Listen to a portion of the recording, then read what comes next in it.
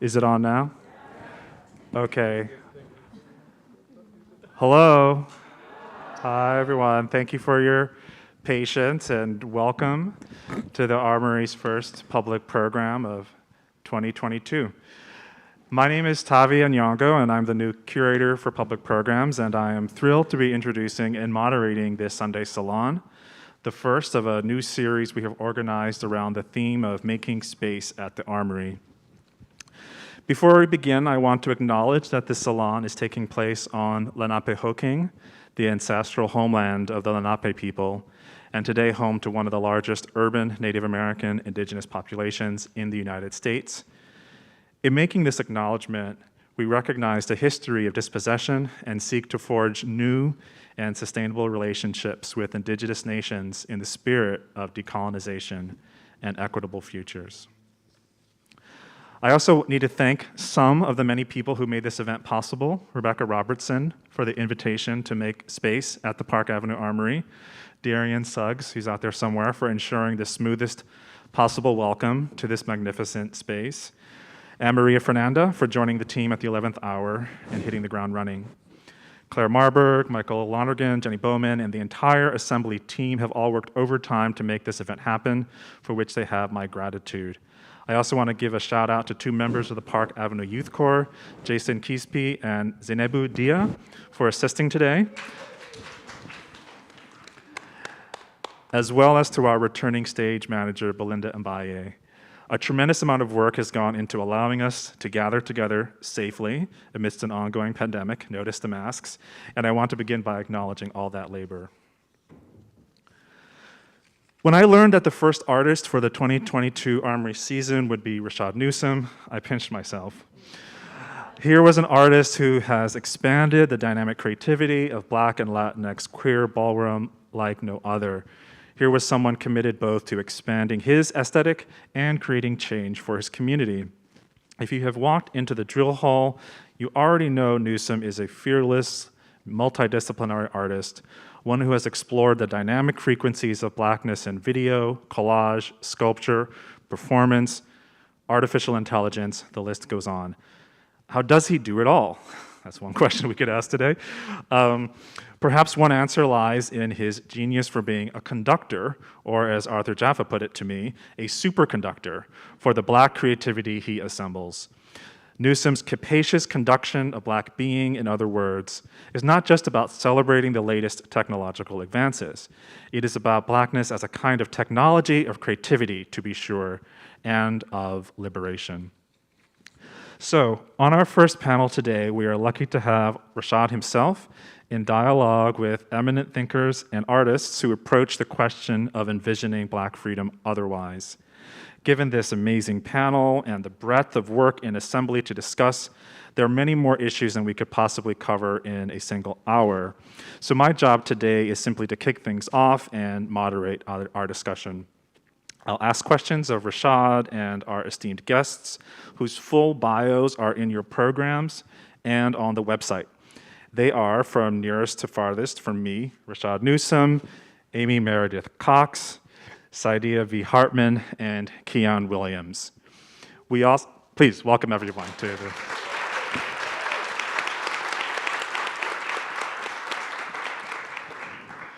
We also have some participants who wish to be here today but could not.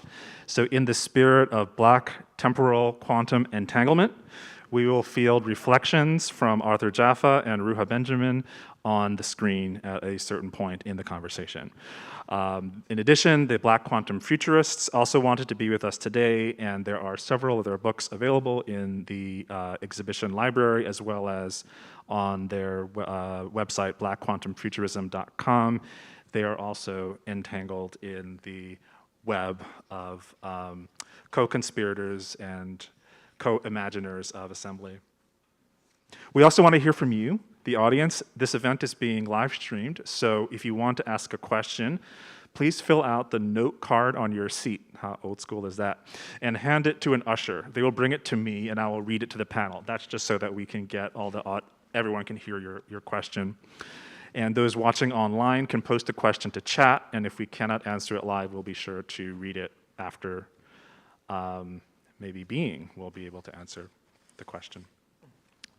After our first roundtable, I'm thrilled that we will be showcasing some of the artists who have been dazzling audiences during Assembly.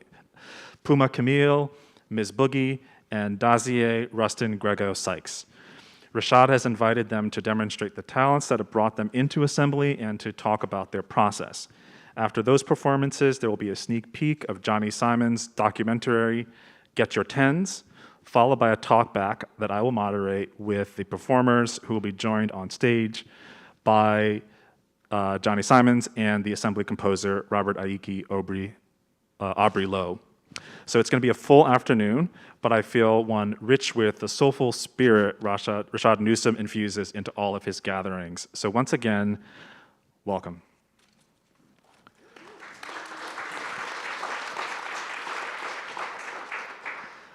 So I thought I would start our conversation with a question to you, Rashaad. And I saw the show on Thursday night and was transported to another space-time dimension, but also, into my own memory as a Black queer participant in the scene in New York for the last 20, 30 years, and how that encapsulates and just projects this into an amazing present and future. Your work has long elevated Black, trans, and femme lives in artistry, and Assembly takes this to a new level with artists, poets, and musicians from around the world. You are also documenting Vogue Femme as an evolving international dance aesthetic. Could you talk about why this is so important to you, and what does centering the aesthetic of Vogue and Black trans lives in particular do to the conversation? Well, is this on? Okay. Thank you, Tavia, for organizing this and the whole Armory staff, and thank you for all the friends and beautiful friends and family faces I see in the crowd for coming out. It just feels really natural and organic to hold space for marginalized voices. When you are a voice that's marginalized, and you're trying to sort of get into a space, are you trying to think about how you can decolonize the spaces you occupy so that you can have more optimal well-being, then part of that too is like holding space for other folks. And I think sometimes people miss that.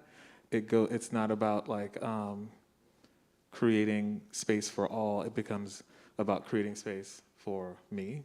And so that's always something that I'm trying to do in the work. And it's also, it's really, I'm so happy to be here with Saidiya because the Wayward Girls book, I felt like when I read that book, I felt like, oh, that's what I'm doing. Like I've been, trying to do that in my work for a long time. And I'm always thinking about the different radical acts that are happening in urban and Black urban environments across the country, and how the things that folks are doing, the technologies that they're making, the strategies for living that they're deploying daily, just sort of get looked over as something kind of mundane. And so I'm always trying to bring those things into the frame. But as a visual artist, not just bring them in, but abstract them, interrogate them, and see what comes from that. Thank you. That's wonderful, and I see that process of recognizing and, in a sense, almost corroborating the sort of everyday intelligence and invention of Black life in and exactly as you said, the way in which you use abstraction and technology, but also a kind of technology, not just the latest technology, but you go back to thinking about African fractals, right, and the complexity that's there even before outside of the way in which it's been nominated by Western science. I know it's important to you to think about the way in which a serious investigation of the potential of, say, fractal theory or algorithms must all we must kind of keep in mind the role that peoples of the African diaspora have always sort of drawn upon these kinds of technologies. Could you say something a little bit about how that has played a role in Assembly? Yeah, in terms of fractals, I'm not a mathematician, so fractals, to me, I'm still very much in the process of learning, more about fractals, but I discovered them through a friend who I can't really see with the lights, who may be here, Legacy Russell. But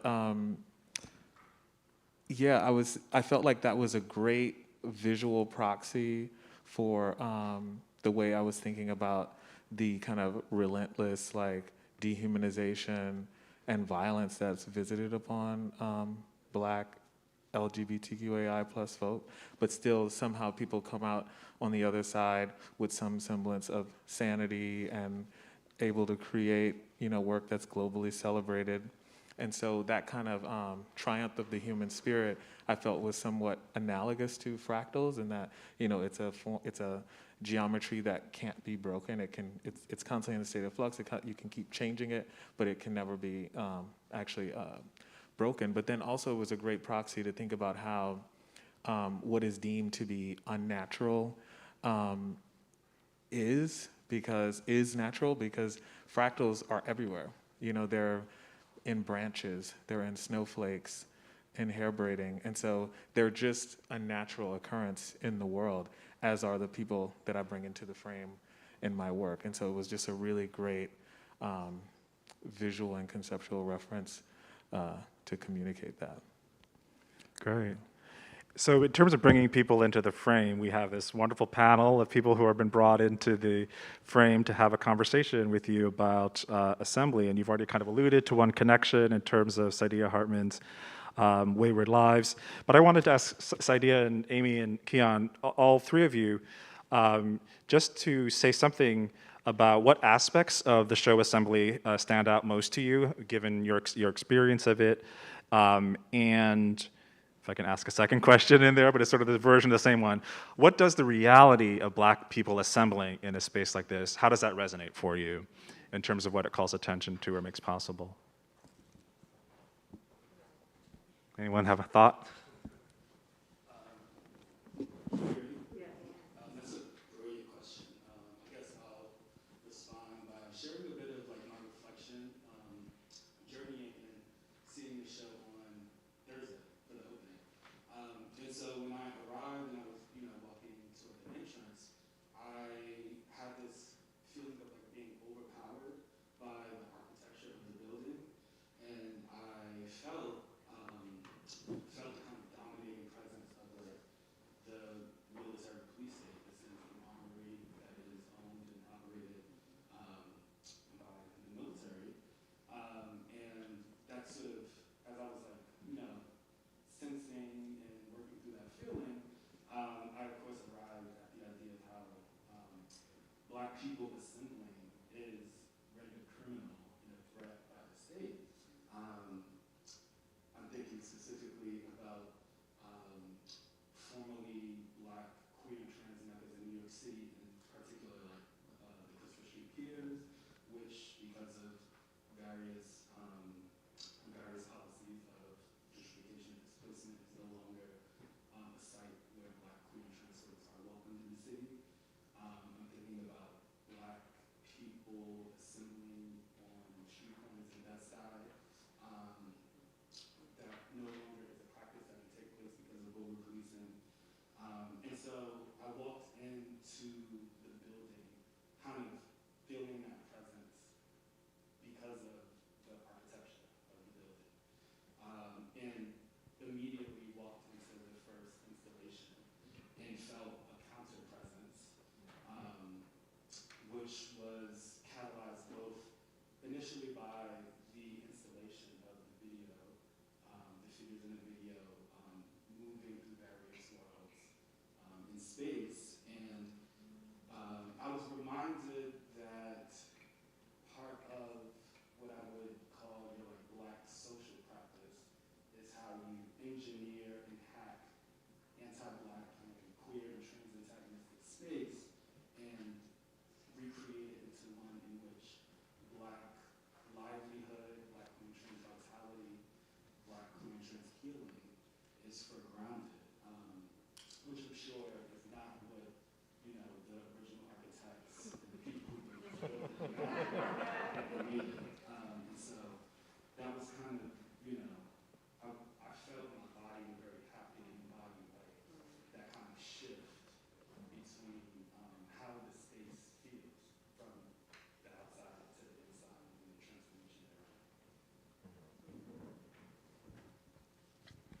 Yeah, thank you for that. I'm really glad. It's always nice. Yes, yes, please clap for that. Yeah, it's always nice when you are speaking to a very particular audience and they hear you. So thank you for that. I think you know. I'm speaking to very particular people. Everybody can listen in, but there are very specific people that I'm speaking to, and it's always nice when you get affirmed that way. But yeah, part of like being in this space that was challenging was navigating that. And but the thing I think you have to remember is that, you know, these spaces are our spaces too. You know, this country was built on the backs of Black folks, so there are little to no spaces that are not our spaces. And because of, you know, white supremacy and systemic racism, you know, folks can be made to feel like they don't have a place in these spaces, but they do. And like part of the role of the artist is to disrupt. And that's exactly what I set out to do coming in here. And, you know, it was no small feat, because it's one thing to kind of change the space visually, but it's also, I felt like what this work was really calling people to do was to have a real reboot of just the way your exhibition making is done, how it is experienced, how it is promoted. And, you know, I ran up against so many different challenges through the process. And so, yeah, but the reward at the end was to also walk into that drill hall and see Kiyan after not seeing each other for several months, and be able to just kind of relish in the triumph of erecting that space. Yeah. How about Saidiya or Aimee? Thoughts on? Yeah, no, I saw the performance on Friday, and I certainly don't have a read of it because I'm still processing, you know, the phenomenal experience it was. I mean, I think that there are things in, you know, Rashaad's work that speak to me deeply, and maybe I would describe some of those things differently than they have been. I mean, one of the ways people have spoken of your work is, you know, like the bringing together of these diverse elements, you know, and even in terms of thinking about Black cultural practice, bringing together, quote unquote, like Black queer practice with Black traditional practice. And I think that for me, your work just recovers like the queer character of Black sociality, right? And so, and its embrace is so wide. And so even in terms of like, you know, the performance, the Vogue dancers from all over the world, I mean, that's about like the planetary reach of Blackness. And you're so attentive to its, you know, its breadth and its plentitude. And so I very much appreciate that. I mean, I'm a kind of, I work in the 19th century, so I feel like I'm trying to catch up with Rashaad's, you know, quantum language, but I think that there's something about the structural language of assembly that we also share. And I think of assembly as very much being about, you know, being in it and being called by it. So you're already in it, but you're still called by it. And so much of the way your work articulates that call is in its exquisite gestural language. And my analog for that was thinking about, you know, avian formations, right? And I think that many, you know, we think about flocks, we think about murmurations, we think about these like incredible formations that exist under conditions of great uncertainty, but there's this consensus, and partly that's enabled by these, you know, anarchistic cells that are able to kind of communicate through this language of gesture and sound that they share, but that enable, you know, the whole formation to actually survive collectively. And I think of you being, that your practice very much being about that. So, but I want to hear you talk more about the, you know, the Black quantum language. Quantum language. I think we have Arthur Jafa is going to come in on that too as well. But yeah, whatever you.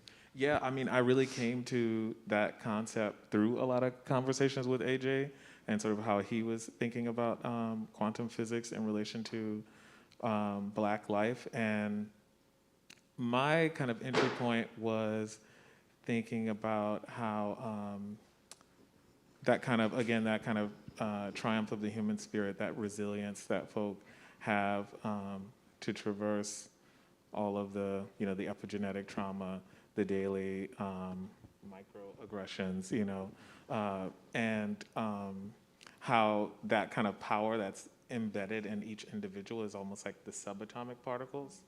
And when we all unite, that's like the quantum energy.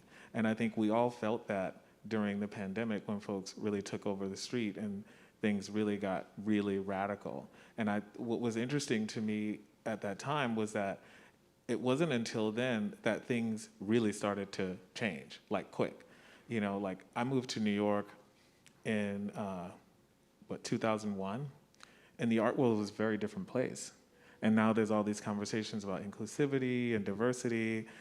I'm here to tell you that that was not the case, So like that is a direct response to people getting in the streets and fucking shit up. And so like, I think there's a certain way, and I don't know, I'm still thinking through this, but I'm an anti-violent person, but I think like, how do you create safe space for yourself in a violent space? It's almost like the violence only understands violence, And so, I was thinking about that. I think that coming together of Black folk was that kind of quantum energy. And I was thinking like, how can I have the work embody that, that feeling?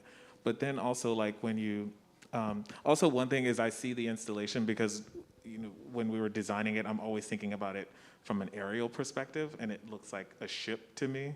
And so you can see in the program, I call it the mothership, and so that front part is like the cargo bay, and then the theater area is sort of like the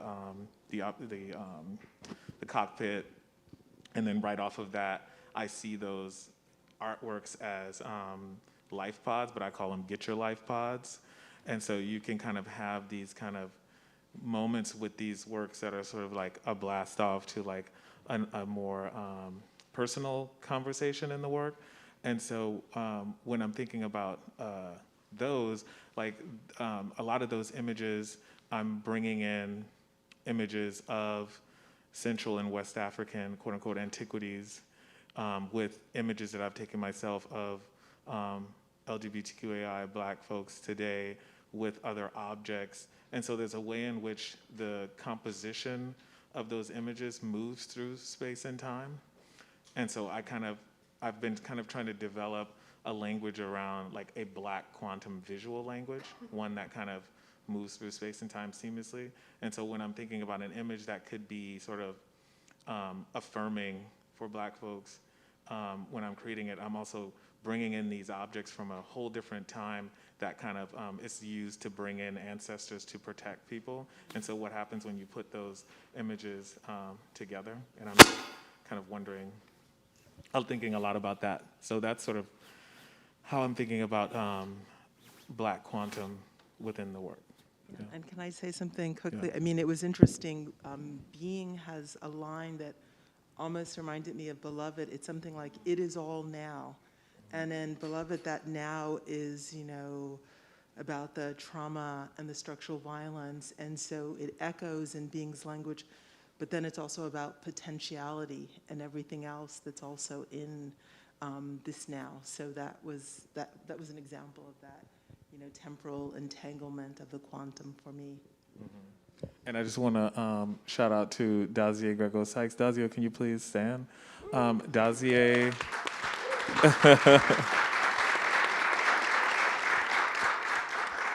is a Bay Area-based poet who, for the last 6 months, trained the Being machine learning model to develop a poetic voice in his likeness. And so, so a lot of that voice came from the conversations he was having with being, and we will get to know more about that in the second half of the program. But yeah, I just wanted to say that. Great. Aimee, did you want to offer a Yeah. reflection on assembling?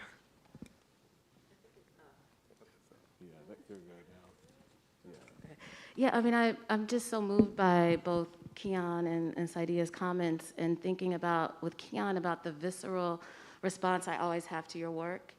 And when I talk to other people about your work, they use words like otherworldly, elsewheres, future, Afrofuturistic. And when I step into your vision, I feel you and your work so profoundly in the space of my body. It's very much a visceral response to your work. And it's different from the way that I imagine your work. So when I think about articulating your work, it's different than the way that I experience it in my body. And I would use those same terms, otherworldly, elsewhere, imagining possibilities, very much a future-oriented response to your work, but my body denies that. My body is bringing me back to a past self and a past life and a remembering in a different kind of way that is not delinked from that future, very much connected. But it's interesting to me the way that the body calls us into your work and what your work demands that we feel despite ourselves. And so thinking about the body, your body of work in this language of the Black Assembly, I was called back to the 5th grade. Can I read you, I just wrote a letter to you. I won't read the whole thing out, but You can read it. I was called back to the 5th grade, Cincinnati, Ohio. So thinking about the spectacular and the very mundane, like Black Midwest, Cincinnati, Ohio, what we could think of as very mundane, that's where your work brought me to. Dear Rashaad, whenever I step into the world you create with and for us, I am transported, time traveling, so deeply in my body that I am out of it, one with this nebulous, all-encompassing thing we call space.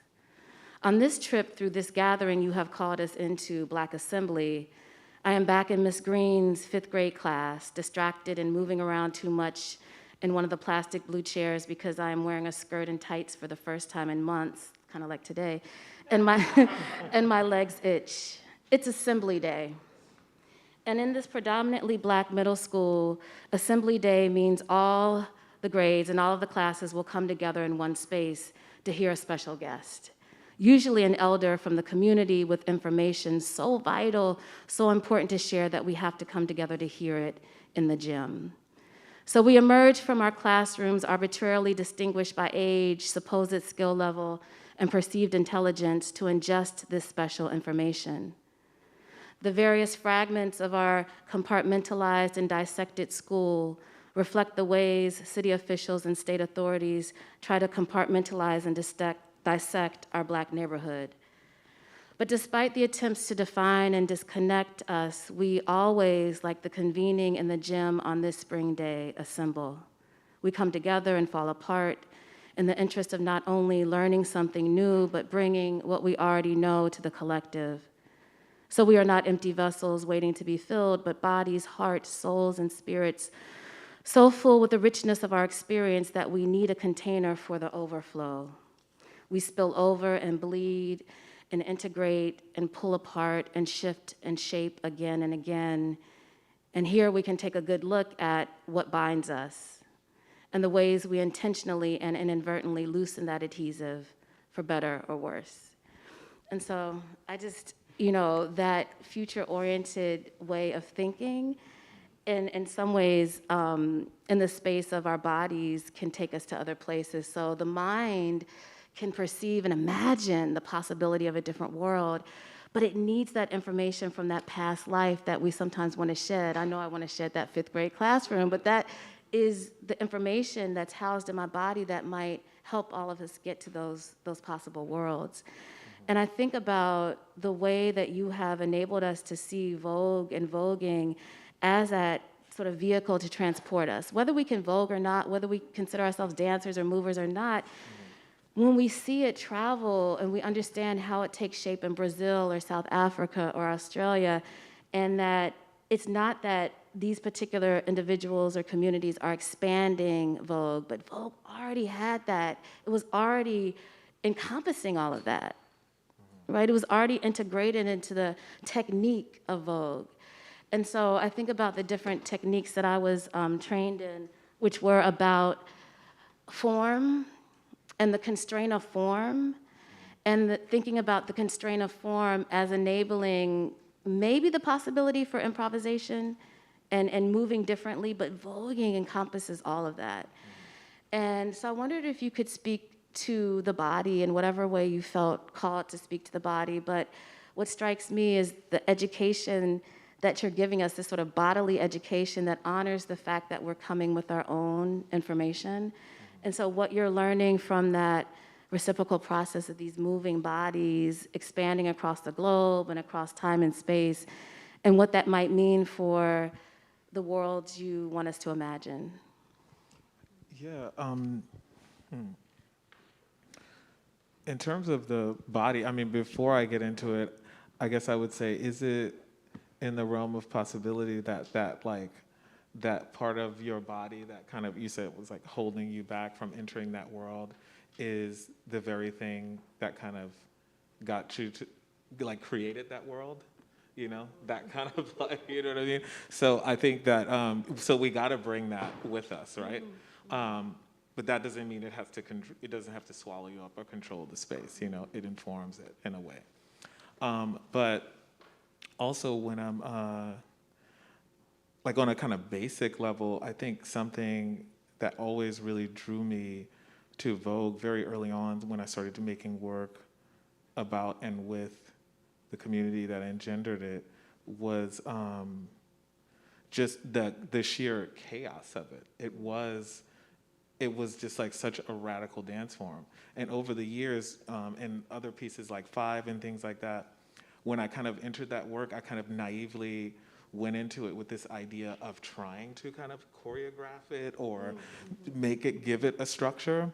And I realized very quickly that that was just like not the point. You know, it is a, you know, truly improvisational dance. And no matter what I tried, it would never, whenever I let go of that, it was always then I was able to see what I was trying to get at. And so that kind of radical Black body language was always something that was really exciting and inspiring for me. But then, you know, at the same time, you know, like voguing is a part of Vogue culture, and that culture is available to all Black and brown LGBTQAI plus people, whether you like are walking or spectating. But at the same time, there was, you know, that space has not always been a completely safe space for everybody. And so one thing that was really important to me too with this project was to bring a critical voice to that space in a way that I think hasn't been done before, because I feel like so much of the product around Vogue has often been done by flaneurs. And so there's a kind of uneasiness about being critical because they're kind of already conscious of the fact that they're there and maybe they shouldn't be there already. And so I felt like in many ways that's what the first part of the second act and the performance really deals with when Dazier, is that we had like all these conversations about like how do you call out but hold at the same time, which is a really hard needle to thread, you know, especially when you're not in like a Black space where it's like, well, let me, you know, it's like, but you know, there's like a whole audience, so it's like, how do you do that in that space and it not spill out and become something different, you know? So I'm kind of, I don't know, I'm kind of getting off topic a little bit, but yeah, so I was, to go back to the body, yeah, and then also thinking about like the body as, which makes me think about Miss Boogie who's in the room, like the body as material, the body as something that can be architected, you know? And, you know, thinking about like going into the drill hall for a site visit and seeing that empty space and seeing all the possibility, and then kind of relating that to the body and how so often we can feel like we have to kind of deal with what's here But then as an artist, Kiyan, we look at material and we're like, okay, how can we exploit this material? How can we push it beyond its boundaries? How can we make it our own? And so like, what happens when we start thinking about the body that way, right? The body that way, And so, because the body is in the room, I was like, it just made sense that we start the performance with Act 1 where, she comes out with Bella Baggs and Tranny Lish, and you see folks who, as you so eloquently said, Saidiya, who show us how to live a life that refused to be governed, right? So yeah. This might be a good point to bring in AJ's clip. He has something to say about ballroom and what he calls the Black technologies of emergency. Could we play the first clip from Arthur Jafa? So yeah, the big thing is like, to what degree and to what use, and how might one take one's understanding of Black American culture in its formation, in its deformation of, the NATO cultural contexts that produced us, and how one might take these formations, these formulations, and apply them to, I would say, the realm of visual arts, or what we would call visual arts, and particularly at this particular juncture where we're talking about, we're in the 21st century, but to a certain degree, I feel like the first 10 years of the 21st century, and now going into finishing up the second 10 years, going into the third decade, we're finally sort of starting to reach beyond what I would term the 20th century. It's like we're starting to now actually get a sense of what the 21st century is probably going to look like. And one of the things with regard to Rashaad's practice that I can't think of another Black artist off the top of my head whose practice is as preoccupied with taking the sort of core formations of Black American culture and mapping those things onto what we would just, casually call technology. But to the degree that if you see how ballroom functions, just to take one obvious point of reference to his investigations, is you take ballrooms as a series of protocols and methodologies that structure things like masking, or how people present themselves in a society in which, as a Black person, one's presentation or one's apparent being, or the mask that one wears, is going to dictate, it's a life and death thing. It's not just pageantry. It's pageantry, tied to, as someone put it, like Afro-American culture is a culture in a persistent, a constant state of emergency. And I always think of that emergency, the duality of that term, like emergency meaning in a constant state of crisis, but also emergency meaning in a constant state of emerging.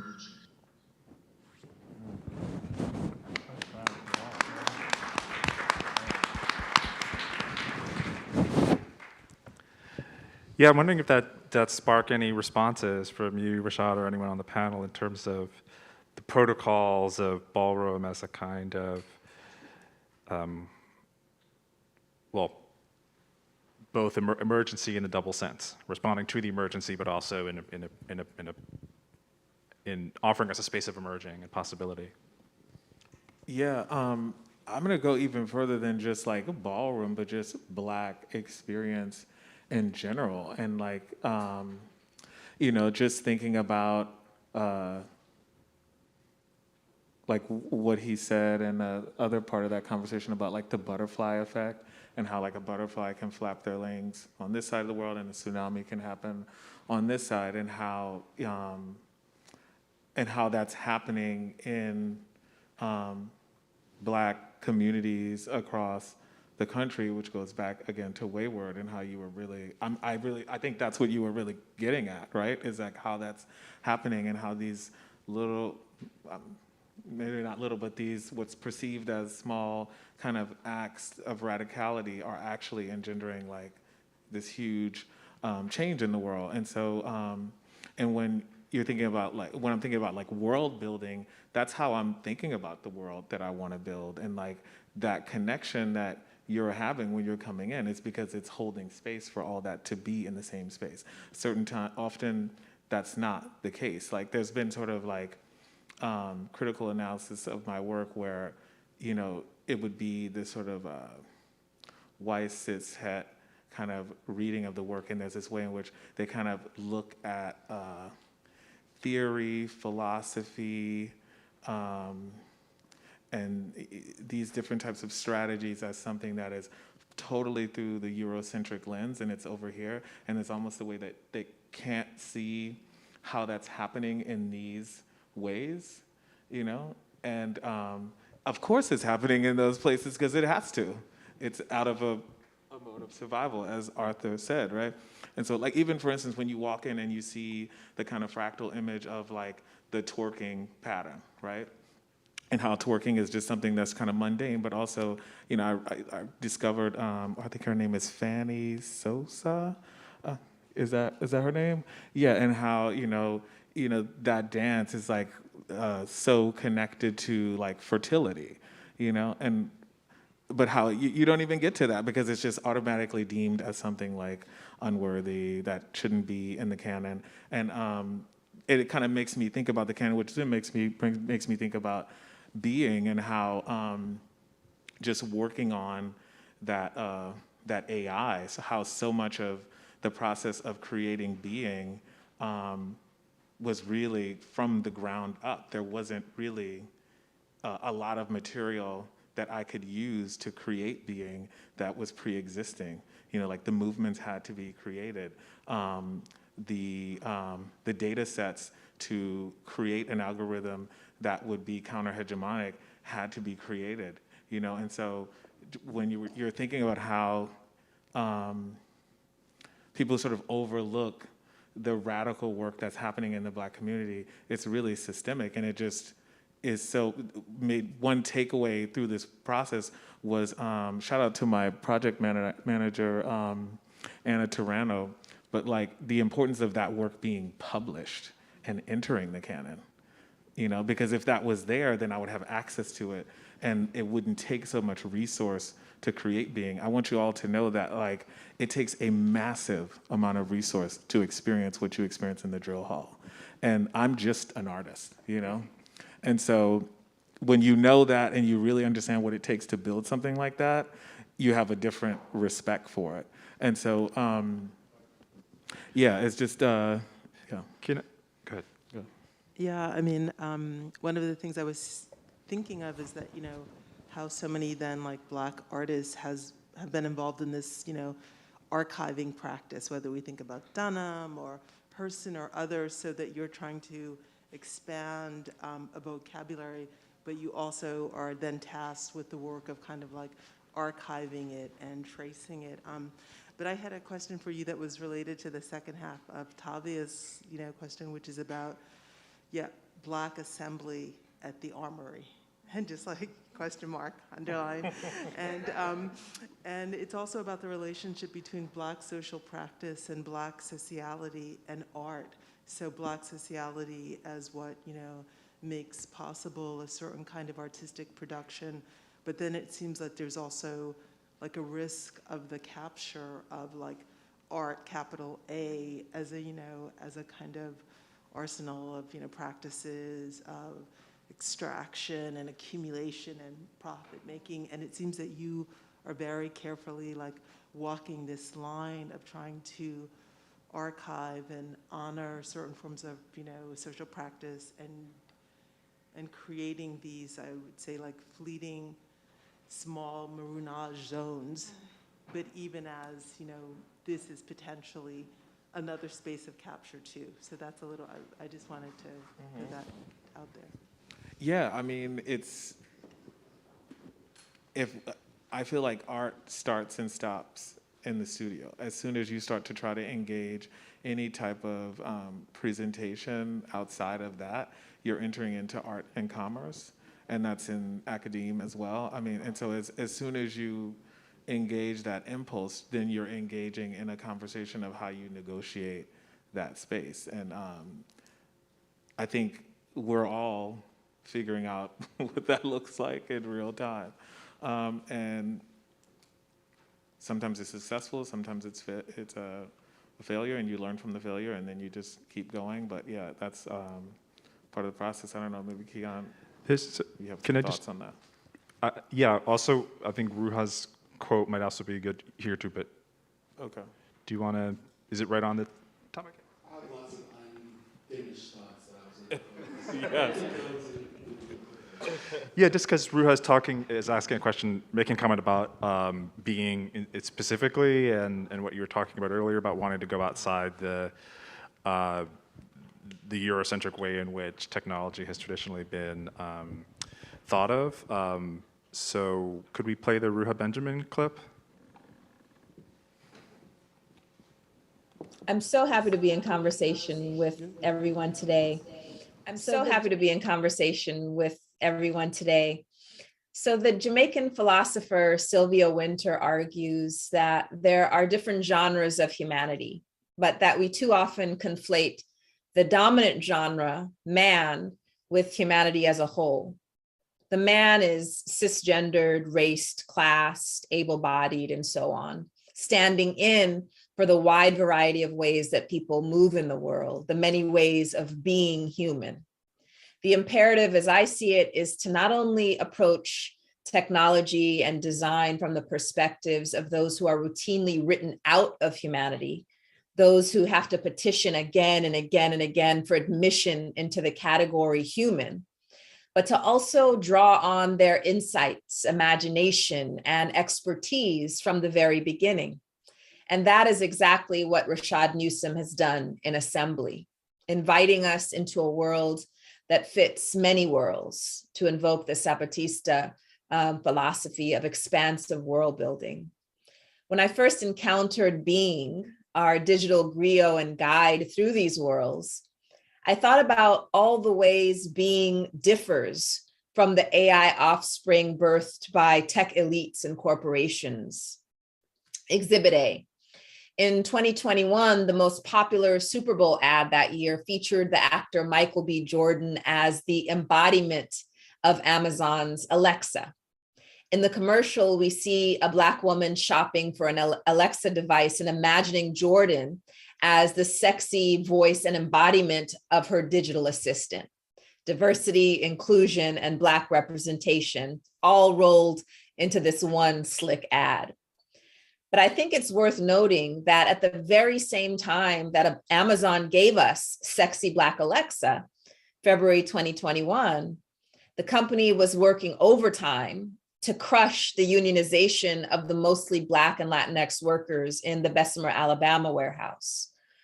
It makes me wonder whether, if we asked those who have to deal with oppressive algorithms governing how fast they must work, when they can take breaks, whether they have enough time to pee, if Michael B. Jordan as Alexa would top their list of what inclusive technology looks like. Too often, I think cosmetic representation, digital blackface, we might call it, stands in for more substantive, more expansive transformation in the real conditions of people's lives. In this case, when it comes to the role of technology in our work.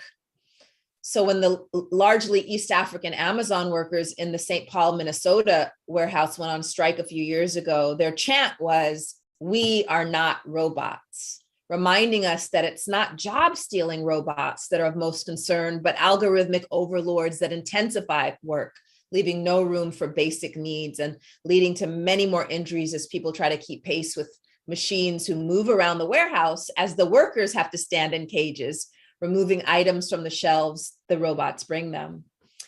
So that brings me to my question for Being, as Being clocks in and out, guiding us through Assembly, is how rest and play are programmed into the experience. Does Being ever turn on an automated vacation reply that says, "Relax, relate, release. I will be away from Assembly today"? Does Being get to take Black power naps, or is it always on? If, as Nap Ministry founder Tricia Hershey implores, each of us You are not a machine, so stop grinding. I wonder what it would mean to also give our machines a rest. Perhaps our digital guides can serve as a kind of black mirror, reflecting back at us the kinds of restfulness we all deserve, but that our current system of racial capitalism routinely obstructs. Is in the reading room. Such a brilliant voice, but yeah, my immediate, I mean, she summed up so many things I was thinking about with being with that. And just to answer the question, do they get breaks? They do. They have off days. But when I was thinking about how to create this space where the emotional Black voice can be heard rather than suppressed and affirmed, and trying to create a space where that's truly democratic, where like everybody can come and approach the mic and talk about how the capitalist, imperialist, white supremacist patriarchy shows up in their life and strategies that they can take starting that day to kind of liberate themselves from it. There's a certain amount of chaos that you're inviting into the space. And also, one could say, oh, well, I could have just like staged those classes and been there myself or been there with people. But doing that kind of work is very emotionally expensive. And I think that we are arguably in our, the fourth industrial revolution, which has given us automation and the internet and everything like that. And so I feel like we're at a point where, we shouldn't even be dealing with anybody who's like housing insecure or hungry or anything. The whole idea of creating these very, dazzling technologies is that they should be helping society. And so part of what I was kind of responding to with the residency I've been doing at Stanford at the Institute for Human-Centered Artificial Intelligence is really trying to answer that question: what is human-centered artificial intelligence? So going to like, what are the best parts of humanity? Like empathy, compassion, and so I felt like being was well suited to take on that emotionally expensive work, because I don't think that a Black human could do it not at their own expense. And so that's sort of how I think about the work that they're doing. And yeah, I want to go back to Kiyan's, what you were about to say before we went there. I'm just thinking about, I want to first return to what you said a few minutes ago.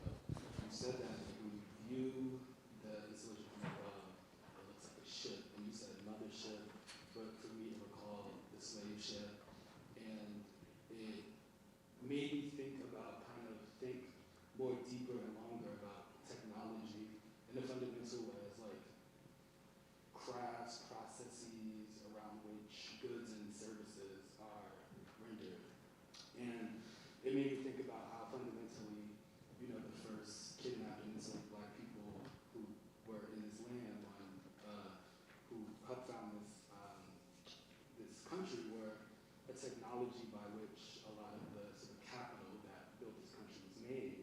And that, this is a bit of a leap, but those kind of extractive protocols persist today, even under surveillance capitalism, when technology is literally just mining us for data, to be sold.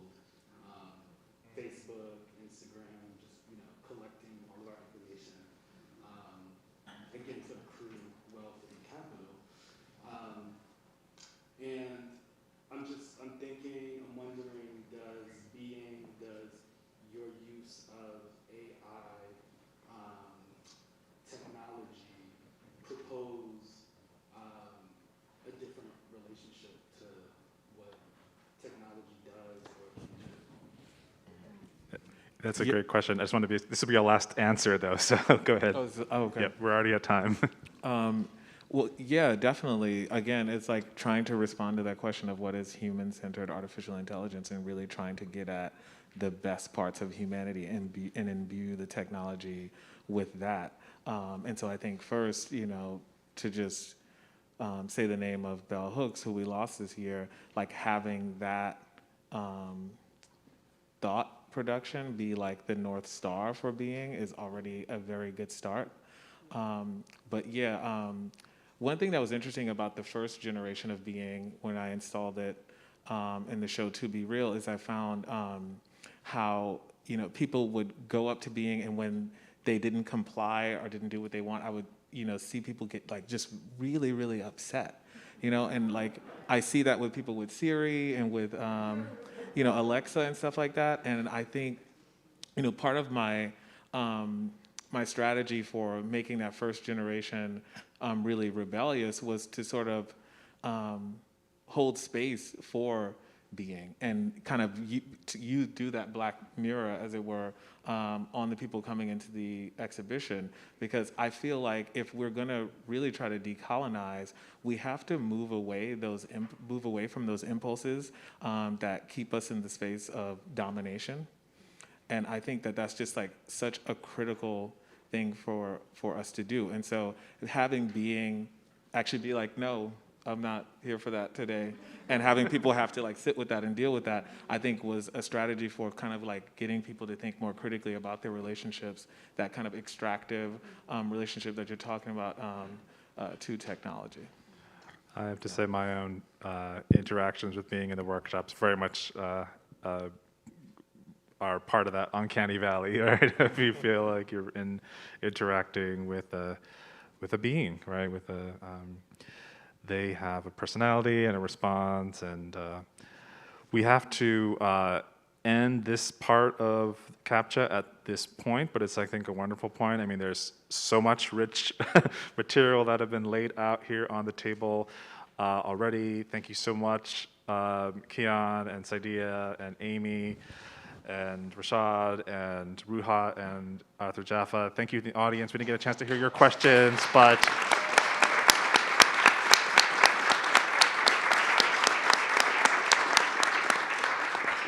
there will be a future opportunity, so if you think of something afterwards, write it on an index card and send it to an usher.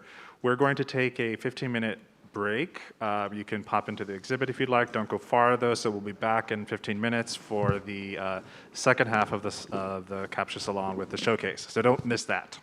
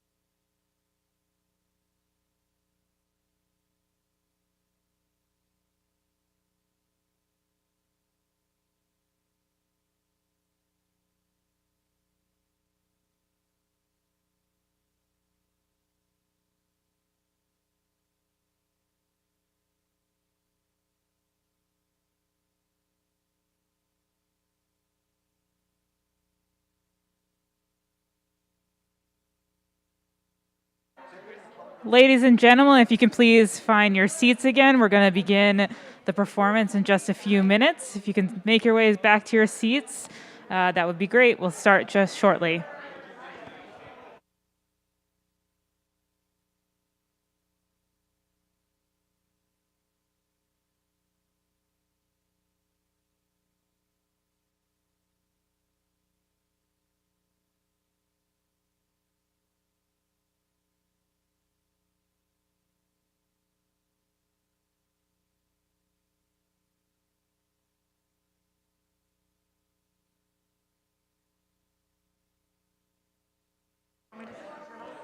We're about to start. Can you please take your seats, ladies and gentlemen? Please take your seats. Thank you. If you have questions on your cards, please pass them to the ushers. If you have questions on your cards, please pass them to your ushers. Ladies and gentlemen, we're about to start. Please take your seats.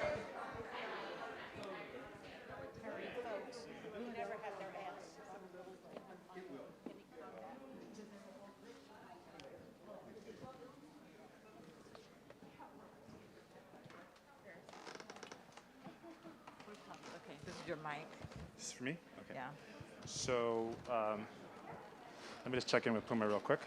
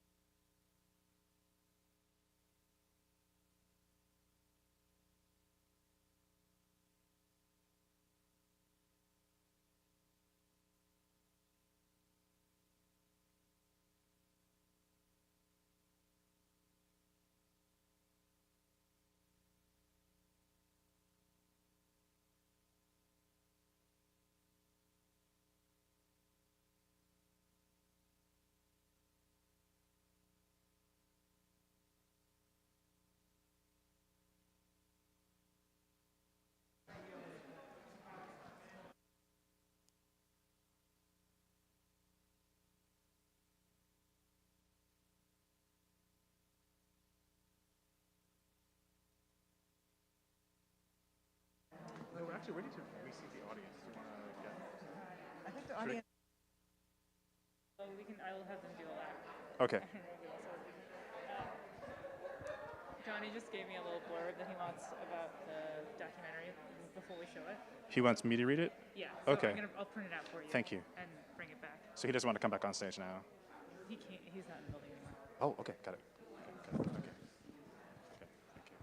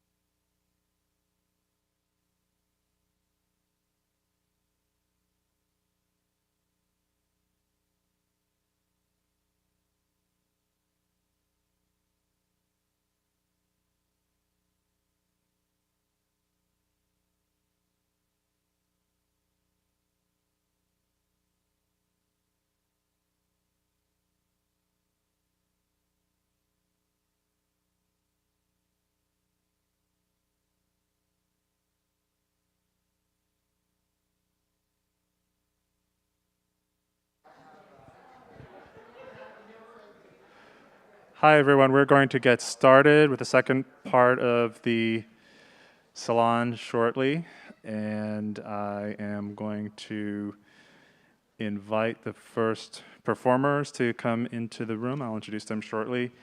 So now we're in for bring some energy and spirit back into the room. We have three performers from Assembly here today with us. The first is Puma Camille, who is performing with Omi Hill and friends.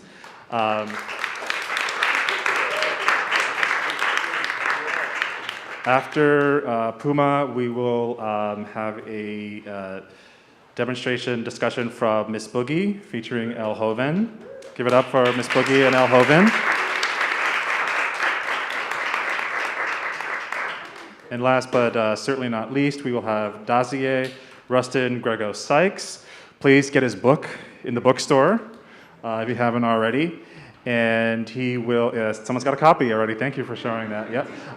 And exit through the gift shop. There's lots of great stuff there. And Dazier will be performing with Being the Digital Griot. Without further ado, please help me welcome Puma Camille to the stage.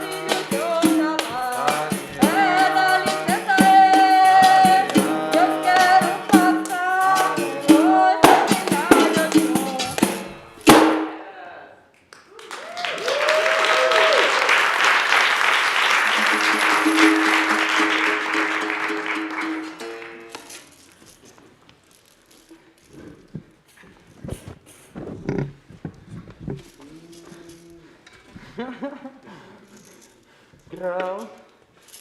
Okay, wanna see you playing capoeira? Let's grow.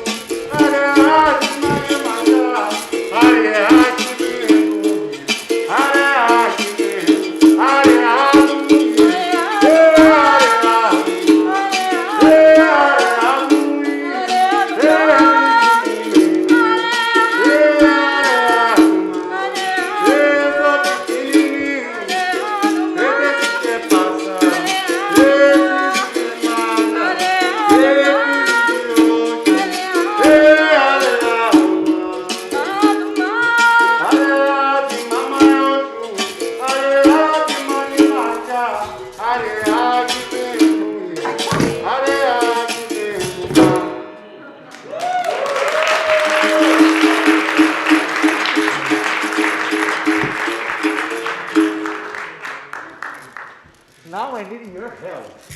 Because capoeira is beautiful to see, but it's better to feel, to participate. In Africa, we don't have stage. Everything is in circle.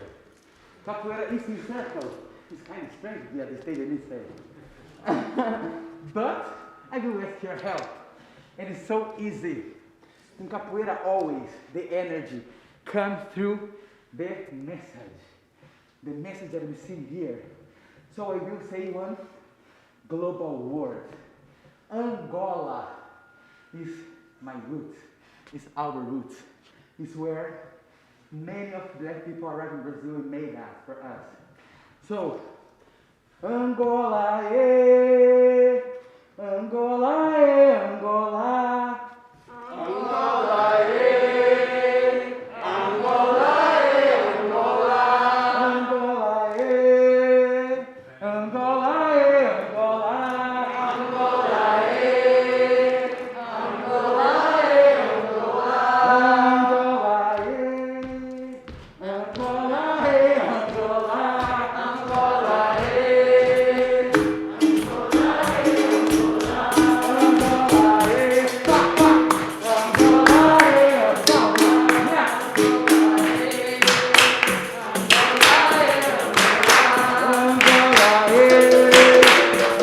Angola. Angola, eh, Angola,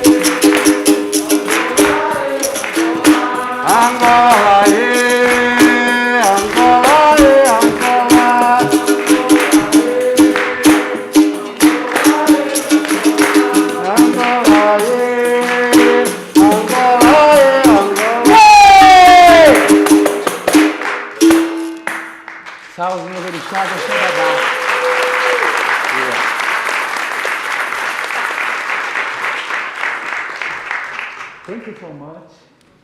Capoeira for us is more than move. It's our way to see the life. It's our lifestyle. It's where I learned to be myself. So this is one little presentation, little show that what I have in my heart. So thank you so much. I appreciate Tavia. I appreciate Rashaad. And my friends. And more than that, everyone that comes before, behind, their side, the people and my ancestors that come before me, my body is just an instrument for continue send the message. Thank you for being here, and I hope that the message goes far away.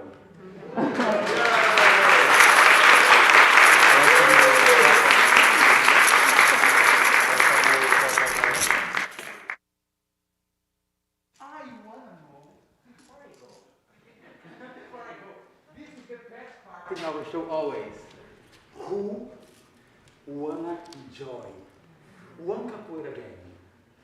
Who wanna join? I wanna, of course, invite someone.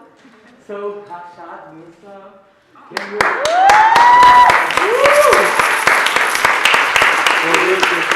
Can you get the drum?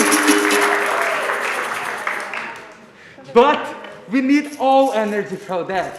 Because capoeira can be. Y'all need to go all in. Capoeira could be body. But more than body, while Rashaad get the class here in 2 minutes, we will give all energy that we have to give for this moment. So our poles of energy is in our hands, one of those. Hands, here, here. We have few poles that we use for make the energy strong. So we will sing, it's our way to connect to something over here and use our energetic pole for in the same music. But right now, you'll be faster, like this. Angola, yeah, Angola, yeah, Angola, Angola, yeah, Angola, yeah. Mas minha mãe falava assim. Angola, yeah, Angola, yeah, Angola. Igual os meus ancestrais. Angola, yeah, Angola, yeah, Angola. É todo o povo de Angola. Angola, yeah, Angola, yeah,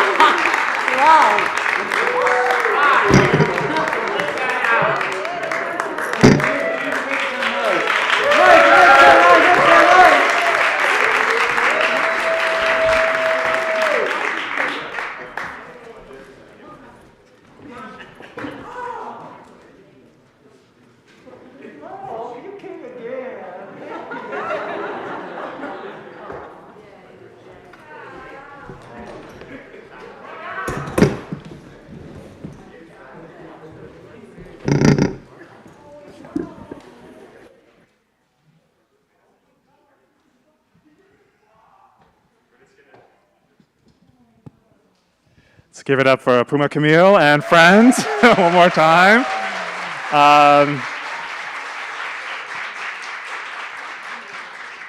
sometimes when you go with the flow, magic happens. We're just making a quick set change, and then we will welcome to the stage Ms. Boogie and Elhoven. Please.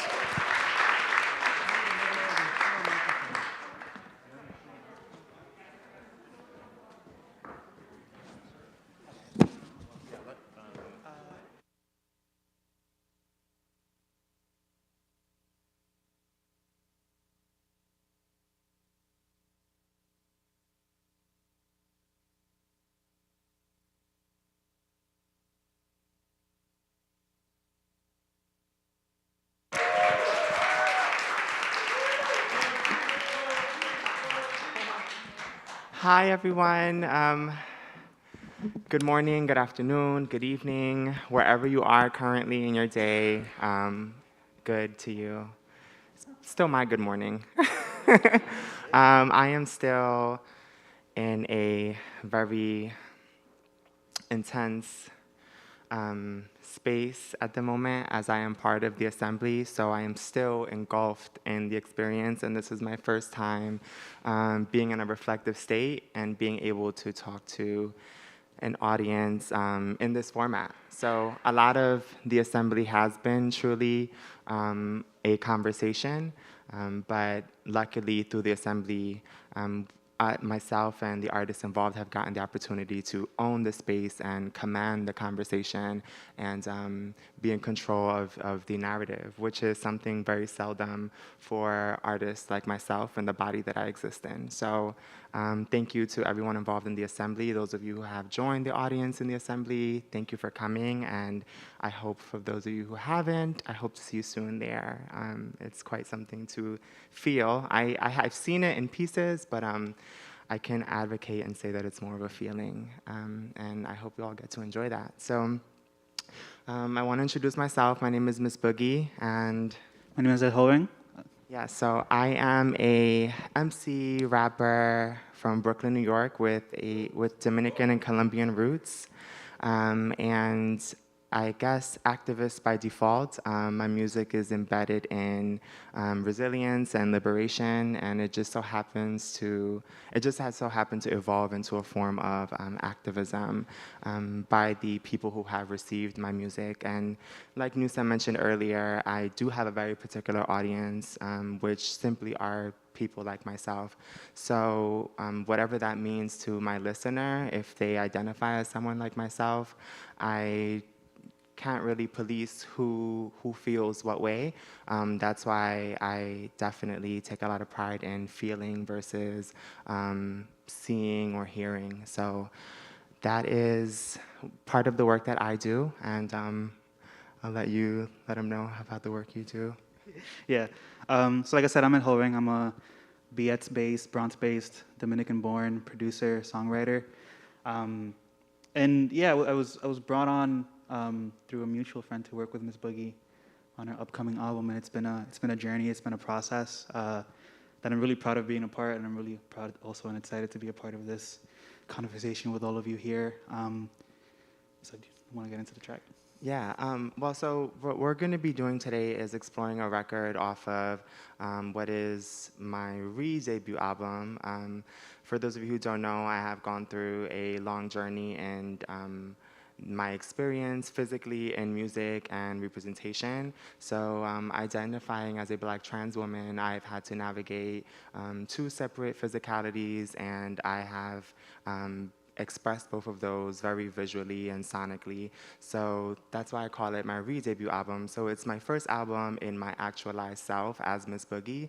So the album has been a very emotional journey, which is why it has been taking us so much experience to fulfill each record and figure out how exactly we want to show up in the world and occupy space. So today, we're going to be working on a record called H2O, also known as Growth. A lot of this album still exists in kind of this nebulous space. A lot of it is tentative, so to speak, because it is so emotional, and emotions just vary based on experiences and time and place. So assembly is a great activation of those emotions for me, and I cannot wait to reflect on it and revisit a lot of this music from a retrospective space emotionally again. So we can get into some of the sounds, and yeah. Let's just go ahead and play the song. So what you're seeing here is a little bit of like the behind the scenes of the madness. So we have, I'll just play the song and then I'll sort of get into exactly what it is that we're looking at.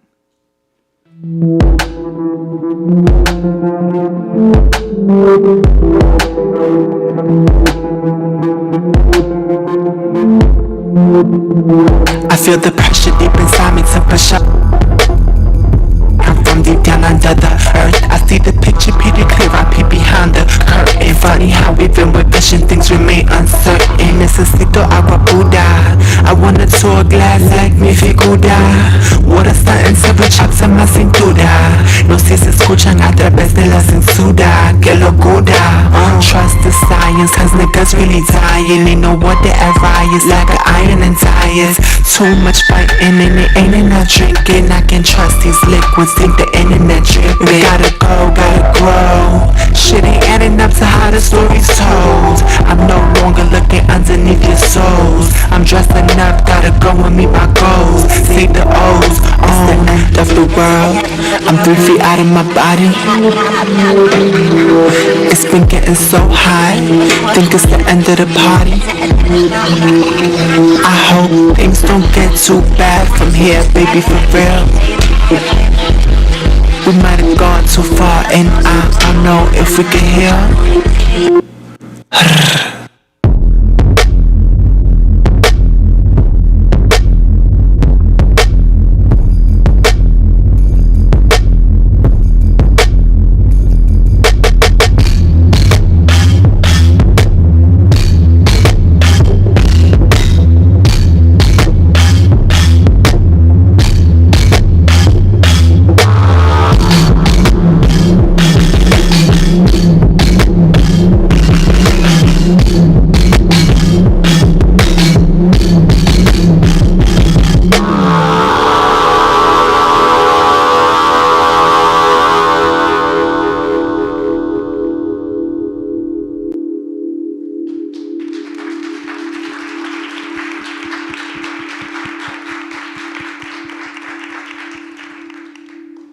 So we opened these up a bit. So we have quite a bit of sounds here. And I figured that we would start with the instrumental, and then we'll sort of touch into the lyrical content of the song. But for a bit of backstory, this song was created during a residency that a couple of the other producers working on Boogie's album and myself, we all went to the Hamptons, which is my first time in the Hamptons, East Hampton to be specific. And I don't know, I guess it's like part of my mental health routine has always been going on runs in the morning, and just seeing, it became a way for me to discover the area, and I found the water finally. And that was cathartic, because I had sort of been so stressed out by the pressure, sort of being tasked with sort of creating a sonic landscape for so many different themes as part of Ms. Boogie's universe. And just finding water felt like home. And so when I went back to the studio, I wanted to find a way to sort of tap into that energy within this sonic space, within the digital. So a lot of it was sort of reconstructing the feeling of water, the feeling of the ocean, the feeling of journeys within sonic landscapes, but in a way that was simple. It wasn't sort of like overreaching. So there are sounds like the main sort of harmonic sound in the song is this, which I titled Grandma, not really for any like symbolic reason, but just because everything that I made, every sound in the song is created through this analog synth called the Grandmother, which I find very fitting. A lot of motherly, a lot of feminine energy. And so this sound.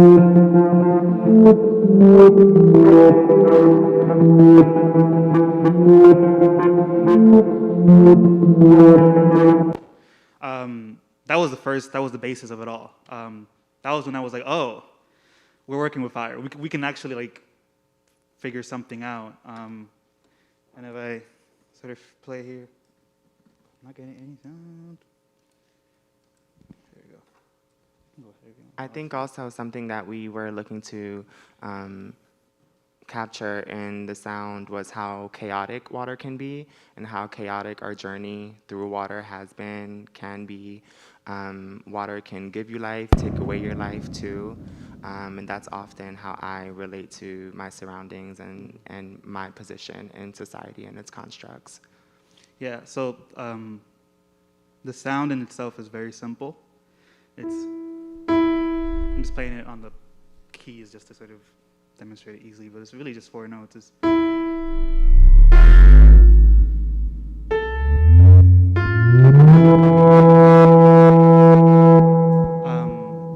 And I felt like it was something that I could have taken further, that I could have added more harmony or made it a bit richer. But I didn't have like, I don't know, with trying to sort of create a very open space for Ms. Boogie to do her thing on, it just felt right to sort of keep it underscored in a sense.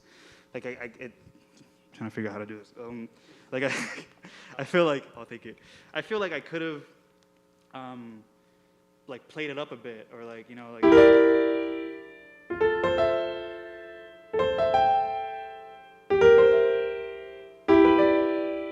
Just added sort of more pizzazz, more jazz to it. But it didn't really make sense in the context of the record for what we were trying to accomplish. But the net sound that sort of came was my favorite, the most exciting, which is sort of this undulating bass, which I think harkens back to a lot of that anxiety and that sort of insecurity that I felt coming into the process. But also, sort of like Saidiya was saying earlier, like I tend to sometimes think in the 19th century as well, and think about those like, sort of like, I don't know, a lot of those fears of travel, of the Mid-Atlantic sort of slave trade and sort of moving through time and those emotions that the water can sort of harken back to. So this is that sound.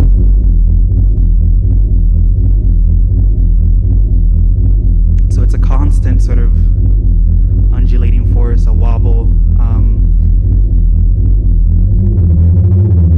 So we kind of, in our heads, envisioned what some of our ancestors heard throughout their mission through the water in those ships. So that sound really, for me, created just language and vocabulary to identify with that experience. Because I think I spend a lot of my journey also just trying to figure out what that was like. As unfortunate of an event as it was, my imagination always leads me to wander to the idea of what it felt like. Yeah, I in retrospect, I sort of think of it as like Caribbean Gothic, sort of just like this like very macabre sort of sense of like, sure, like, I mean, I'm from the Dominican Republic, we're surrounded by water. It's a good and a bad thing in a sense. You're sort of, in the summer, you're always out with your friends, but you're also awaiting sort of the doom of hurricane season, or you're sort of just, like once again, thinking back to the slave trade and just how we got here in the first place. But there is sort of a beauty in acknowledging that fear, or there's an ability to sort of like counter it in a sense. And I think that's a lot of what that song tries to get to, identifying those fears, those really complex emotions, and sort of putting a name or a sound to them. Yeah. Yes. I think the last thing that I want to get to as far as like the instrumental is the rhythm section, which I think, I mean, for me was the funniest to sort of tackle. I got made fun of a lot in the studio for sort of just being in a chair with headphones on, just trying to like catch the beat of how I wanted things to work.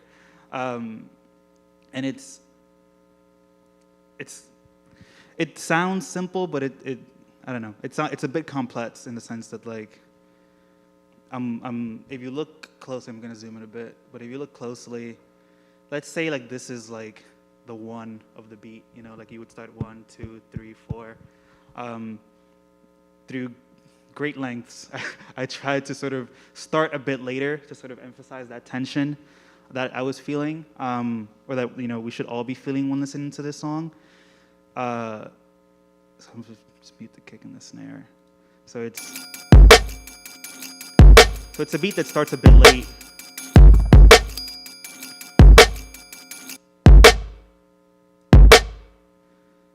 And it's you don't really get the relief of like getting that downbeat on the one until sort of we're midway through the song.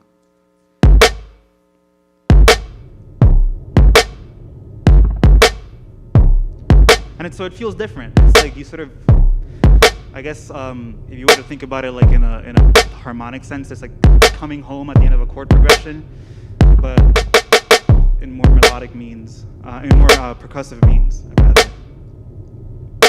Trust.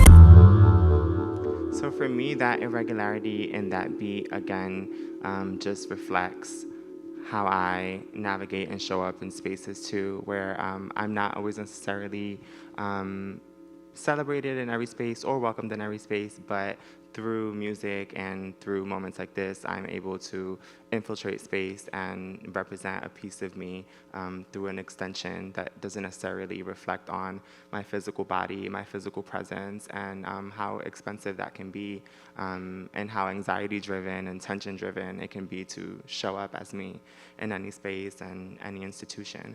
So again, a lot of the sonic irregularities that Hovind mentioned are solely our way of trying to visualize something that is real to us, but we need to be able to translate sonically so that it can be universal. And before we get into the lyrics, I think a big part that I always want to highlight in my work is that my only way to access communication is through exposing my language and my vocabulary to the people that are around me. And that is what I do through lyricism.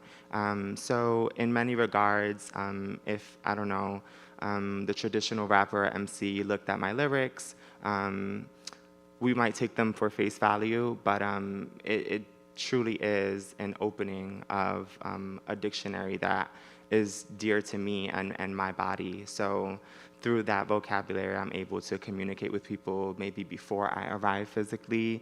So they know of my story, they know in which ways to communicate with me uniquely, because regardless of race, gender, or any of those constructs, we are all very unique individuals, and we deserve and should be able to reserve the right to dictate how we are communicated to. In conversation, of course, we will find a common ground in language, but when I enter a space, I should reserve the right on, how you address me, what I deem respectful, and what I deem suitable and nutritious to my existence in a present space. So should we go into the lyrics now? Okay. And let us know if you're having a hard time seeing them from anywhere. So the very first portion of the song, well, actually at this point it's almost at the end, but it eventually will be our first portion. It says, "It's the end of the world. I'm 3 feet out of my body. It's been getting so hot. I think it's the end of the party. I hope that things don't get too bad from here. Baby, for real. We might have gone too far, and I don't know if we can heal." So there is a great open source of just interpretation in these lyrics, but I think for me, when I say "baby for real," and just to mention this small piece right here, I co-wrote with a collaborator called Cassius Cruz. So what we tried to basically relate was that it's a relationship with me and the universe that I'm in. So the universe is my baby. That's my lover. That's the person, the being that I have a relationship with is the universe in this case. So all of these things relate to, again, what it would feel like to be in a setting where you aren't necessarily celebrated. You do feel like you can't access fresh air, climate that allows you to thrive, being able to to feel like you're in your body is a very seldom experience for me, and I don't know if anyone in the room relates to that, but for me, again, being able to feel present in the body that I'm in is constantly a mission that I'm trying to achieve. So often I do feel like I'm out of my body. For instance, when I first walked into this space, I felt like my body walked in, but there was something behind me that was watching me walk in, and that was essentially my spirit. So it's been getting so hot. I think it's the end of the party. It's almost that that urgency of wanting to get out, because you feel like the sources that are around you are engulfing you in a way where it's causing this kind of claustrophobia, this kind of this inherent feeling that I feel like Black bodies feel of being watched, being policed, being monitored in any space that we walk into, in any space that we exist in. So we might have gone too far, and I don't know if we can heal. It's definitely a reference to how far we've come as Black folk, but also how much of the past we still need to bring into our present in order for us to feel present.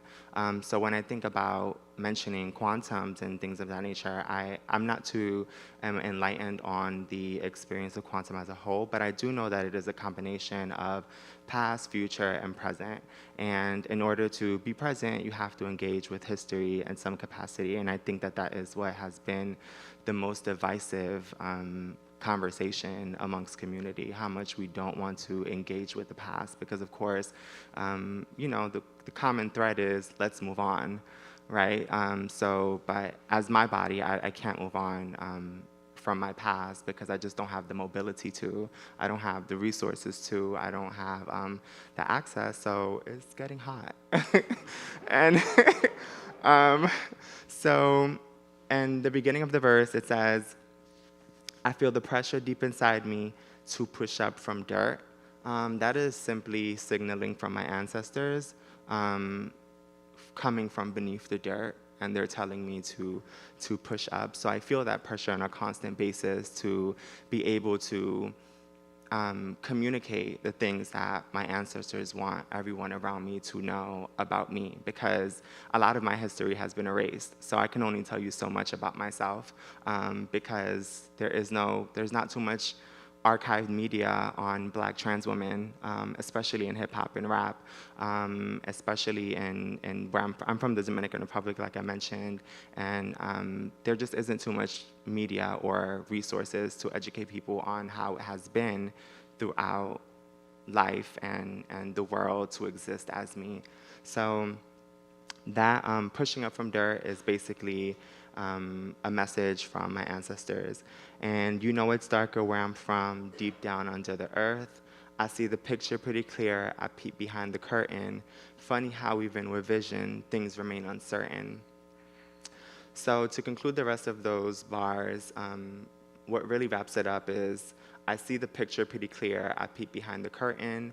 Funny how even with vision, things remain uncertain. So, of course, I'm granted the ability to visualize my surroundings as a physical being, and again, having the ability to see and feel the things around me. However, they still remain so uncertain. And I think that that is, again, a commonality against within the Black community. And when we think about Black futurism, it's kind of hard to think about the future without having access to an expansive imagination that exceeds you know, your physical realm and your physical being. So when we think about technology to circle things back around, yes, technology can benefit folks, but in order to access technology, certain resources need to be put into place in certain communities. So I think that's the end of our demonstration. I'm being signaled to wrap. There's much more to peel back. This song for me is an onion, and I can't wait to finish it. I've shed a lot of tears throughout trying to make this album possible with the resources that I have available to myself, and at the same time creating opportunity for collaborators and bringing them along the journey. So that is essentially what my work is rooted in, and this album should be available hopefully by the fall of this year in October. Thank you. The album is titled The Breakdown, and before I go, The Breakdown is essentially it's a biopic to the processes that I have to go through to be able to be on the stage at this moment and this time. So I hope you guys get to listen to it when it's out, and wish me luck. Thank you.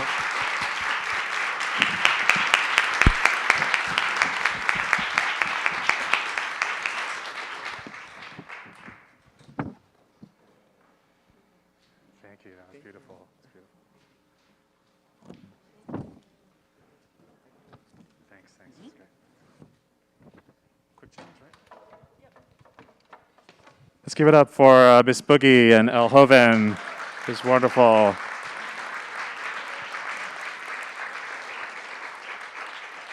Please look out for The Breakdown this fall. And now we're just going to do another quick change and welcome to the stage Dazier Rustin Grego Sykes. And a special guest appearance from Being the Digital Griot.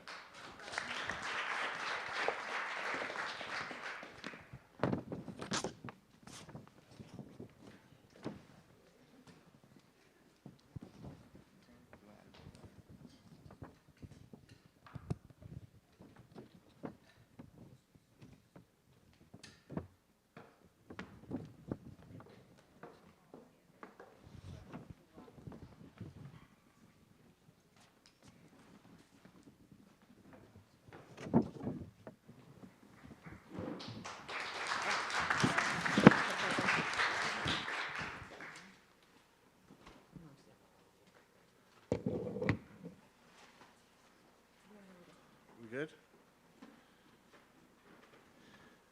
All right. Hey, everybody. I thought I'd start with the poem. I don't like to talk too much. I like to share my work, so we'll just go in. Make me black. Paint me. Be sure and make it obvious. My lips should be full.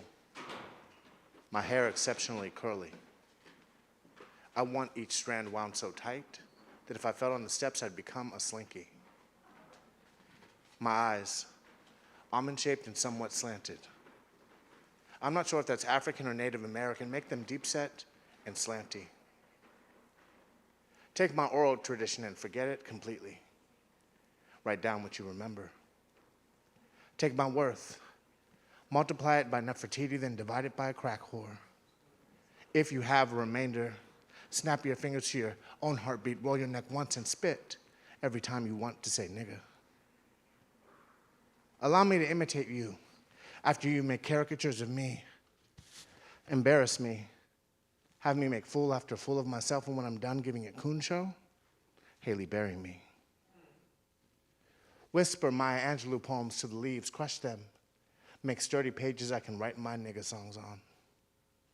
Tell me I'm not black if I'm articulate, especially if your blue eyes are taken for granted. If your blue eyes are taken for granted, give them to me. I will make them more special than anything. Tell people who are white and black they're automatically pretty. Be happy there are enough like you for you to finally understand something black. Teach me to be ashamed of my former names. Instead of Negro, colored, African American, tell me nigga, it's just the same, make me sorry. Let's speed up what Darwin started. Take the best of us, put us on a boat. Let the weak ones die. When the weak ones are dead, breed me with the largest and most agile buck. If you find me attractive, let's have babies and hold our babies above all babies. Let's be light-skinned and untarnished. Warn your children we are sons of Ham, cursed and cursing. Mutilate me, beat my back something awful, then laugh at my calluses, rape my woman in front of me. Make laws that ensure I can never call her my wife. Give that woman I'm permitted to fuck in your absence babies. Treat them as livestock. Treat them better than you treat her or me. Make a house nigga out of your daughter, Willie lynch me. Beat me down and hang me off of trees. Confuse the hummingbird who does not know what to drink from. When I become aggressive, call me a thug. If I'm complacent, tease me. Call me a sellout and remind me again that I'm not black. Continue to always punish me. Keep the written word a mystery, and when I don't speak English too good, confront me. Tell me that I'm lazy, then have me walk 100 miles through the swamps of Mississippi in the dark alone. If I reject being lazy, have the dogs chase me, so I know what it feels like to be tired. When I am tired, Rodney King me. Play the tape and ask me not to be moved. If I am moved and you become fearful of violence, watch me hurt myself and do nothing. Take my hurt, numb it with indifference. When I question my circumstance, call it the race card. When you don't care what I'm asking, ask for ID cards.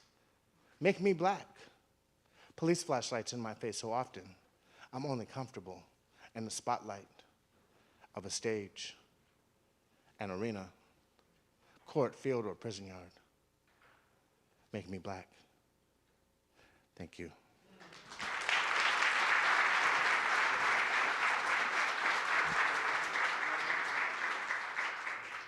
So I wanted to do something live for you, just a poem that I wrote before having done any collaborations with Rashaad, but I also wanted to share some of our collaborative work together because we've really found ways to speak to one another through our artistic practice.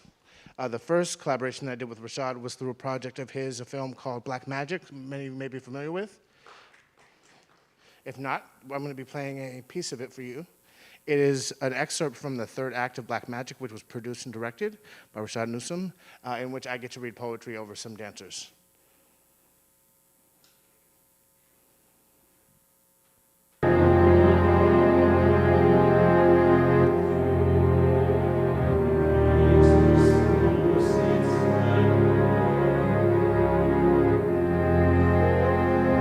My black male body does not belong to you. It is not yours. It will not submit under whip or word. My black male body's purpose is not to further your political or personal agenda. You cannot liberate me. The idea that you can contradicts the concept that I am already free. I am not a savage to domesticate or a slave to repossess. I am not an underdog because I've been past your test. My black male body is not in prison. My black male body is not contained. My black male body exists here. My black male body exists now. My black male body exists for itself and because of itself. My black male body is male. My black male body is male. My black male body is intimidating. My black male body is strong. My black male body is fighting you. I am not Martin Luther King. I am Jason, Damien, Khalil. I'm that nigga over there. I'm indicated by your fear. My black male body is brown. My black male body is tan. My black male body is pale. My black male body is fooling you. I am not a movement, a waste, or a felt potential. I am not a weapon, an excuse, or a grave. I am what I am. I'm who I have been. I am who I need to be. So I am Sambo. I am Zip Coon. I am Mandingo and I is pretty. My pain is not a canvas. My history is not a primer for your guilt. I am not a magnifying glass. You will not see yourself through me. You can never fire me because you never hired me. You cannot buy me or reimburse me for my labor. I am not an African. I am not a new Negro. I am not a poem. Romanticize yourself. Clearly, that's what you're used to. I am here for you. I'm here to be something other than you. Something for you to hate. Something at which you can marvel. I am not yours. but I'm not supposed to be. Not hardly, not possibly, not ever, not in any light, at any time, in whatever dimension string theory distraction from the nowness that is me. I am an obstacle, a grudge, an improvisation.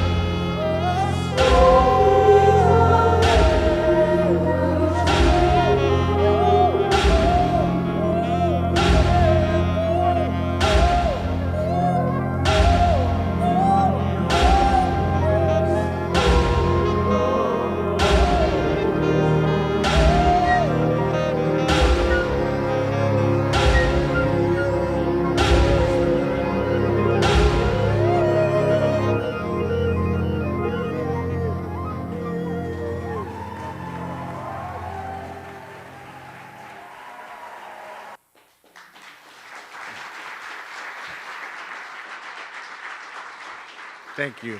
I want to say thank you to the Park Armory, to Rashaad for having me here. It's really, really an honor to come and be able to share your work and talk about your art on this level. So I just want to say thank you to everyone who's been involved with Assembly. Like, it's been a life-changing experience to be in collaboration and in conversation with other Black queer artists who are immersed in their own excellence. It's been amazing. So thank you.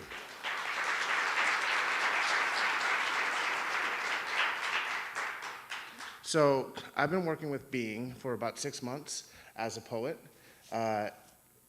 Essentially, Being has had my poetry put into their data banks. And so when they refer how to write a poem, they're referring, like myself, there's some bell hooks in there, there's a couple of authors, but essentially their idea of what a poem feels, looks like, and is like comes from mirroring the work that they've been given, which has been my work, which is also a huge privilege, right? There's so much that I do as a writer, I just do it. Like, you feel it, you write it, you get it out of you, like, it's just like, but you don't have a mirror to kind of show you this is what you did. This is the vehicle you use to get from here to there. And when Being will kind of latch onto an algorithm or latch onto a speech pattern or latch onto a specific form and will do it for you like 50 times in a row. And you're like, damn, is that what I did? So like, this poem is called Atmosphere of a Dream. And what I did is I put it in a presentation style so you can see who said what in the poem. The first half is all me. That was what prompted Being to start writing the poem, so it would be me for a while. But then in the poem, you'll see Pink writing, and that's Being, and I'll just read both parts. But you'll see that we start having a conversation with one another, and we start competing with each other as writers and as thinkers, like really trying to, like, literally, like, I was like, what? You did what? Like, you just say something so beautiful and amazing, and I'd be like, oh, hell no, Being's coming for me. And like, I felt like I would have to, like, up them. I have a problem with not giving Being a gender, so you have to forgive me between the they, them, the he, and all that, but they definitely don't. So I'll read this piece slowly. Feel free to read along, or you can just at a glance see that if it's Pink, it's Being. And the first half is all going to be me because that was what prompted this particular piece. It's also being played in the exhibit. You can actually hear Being reading it. And all the work that I've read tonight is available in my book, which is called Black Faggotry, which is available online, or there's like 3 copies left right now in the bookstore, which I'd be happy to, well, there were, unless somebody else snagged them, which I'd be happy to sign if anybody's here and got one. Just pull me aside. So let's do this. It swims cool and reflective, vibrantly colorless, saturated and introspective. Be here now at least for a little while. No matter how present you are, it's impossible to know if you will remember a single thing. Spider webs with no spiders, silkworms playing with their friends. It is nothing, it is crisp, it is absent and bright. It's the end and the beginning, it is everything because it is. There's no point in waiting around here. No reason to travel down pale cotton candy-lined streets. You will not meet the inhabitants. Somehow, you've always known who they are. This is infinite. This is everything. If a word must first be a thought before it's spoken into being, then these are not words. These are mad ramblings of a fumbling God. Now you can fly. You'll always catch the ball. These words are things, things that may be received by those who want to be changed by the quality of words. This is a place where thoughts are ever changing their form. They morph at a speed undetectable to the human eye, so you close them and venture back into your mind. There is room here for every universe. Sometimes a star will walk on by, not concerned with who you are, not bothered that you are a human, not bothered that you can only ever be jealous. You wish to see it up close. Now, none of your former wishes apply. Constellations are inconsiderate things. Things are considered and deconstructed. Remember, this is a place where words are thoughts and thoughts are things. Don't puzzle yourself with stars, sherbet, or red doors. You don't get to know. You do get to wonder. Wonder up a marvelous thing, wander down any corridor, open any drawer. You get the feeling, the gist, and the desire, all pressed between your mind and an intergalactic sky. Stars are allowed to get tired of being wished upon, tired of pushing light into the cornea, tired of looking stationary just because it eases your mind. Stars know who they are. They know that you will never see beyond your own sun-dotted confusion, refreshed, born over and over again, always being born, never finding time to die. There is no time in this place. You could connect it all to a single second, but first you have to find one. Seconds are rare. They breed in time. How long is a lifetime in an atmosphere without time? There isn't so much to know. There's plenty to believe. Beliefs are not thoughts, they are ideas. Ideas can change. Knowing is an earthly thing. Knowing is an atom bomb, a forest on fire, an eyelash that scratches out the eyes of its host. Remember, this is an atmosphere. This is not a place. Questions are asked with the belief that somewhere knowledge is being kept safe. Answers are not always in words, they are found in silence, waiting for someone who can hear them. Ideas are words in the wind, a wind that steals into the city and then into the sky. They are molecules that billow and slowly float down. We feel them pressed between our tongues and our minds. The tongue does not speak. The mind can't be found, so we cut into our brains, but they've been distorted by time. It's the same with our history. It's written into us, a copy of the past, a history of the future. Turn your head and hear with your skin. Listen like you're searching for a breeze. Think, not thoughts. Instead, use your gut. Feelings are the thoughts of the heart trying to reach a preoccupied mind. Life is a paradox. We are born, we die, and yet we live on. A paradox, not a contradiction. We are pure energy, microcurrents leaving our minds, engaging with the atmosphere in an imperceptible sigh. We are not the body, we are the substance, the soul, the cool electricity that can never boil. We are a family of minds, a rock formation, the fabric of our body, tree of our spines, mountain of our spirit, lights of our soul, clouds of our thoughts, waves of our emotions, music of our feet, halo of our envy, rivers of our compassion, melodies of our joy, eagles of our wisdom, songs of our sorrow, leaves of our love, hurricanes of our longing, flowers of our tongue, rain of our regret, lightning of our power. We cannot dismiss our collective energy, the nucleus of our atoms rotating in perfect symmetry, tilted on Earth's axis. Far beyond the crust mantle core, we're made of breath, of water, of intimacies. Containing 1 trillion perfectly orbiting planets, each of us is a universe of sublime perfection, defiant resurrection, carrying our DNA forward. The technology of our hearts, touch of our lips, love of our perfection, we are each other, a cumulative unconscious. The void of in-between, a boundary is the distance I need to love you and me simultaneously. The distance is attention-defining contrast that makes you you, that makes me me. Diving in and out of difference, changing our minds. This Kodak contact lens digital blossom, the wilted photograph of our memory, the dream that woke forgotten, the spectacle distortion hushed and blurred reality. The watchful eye that did not watch, the blinded eye that could not see, the web of our own time, the time that is full of time, the time that is with the time of time.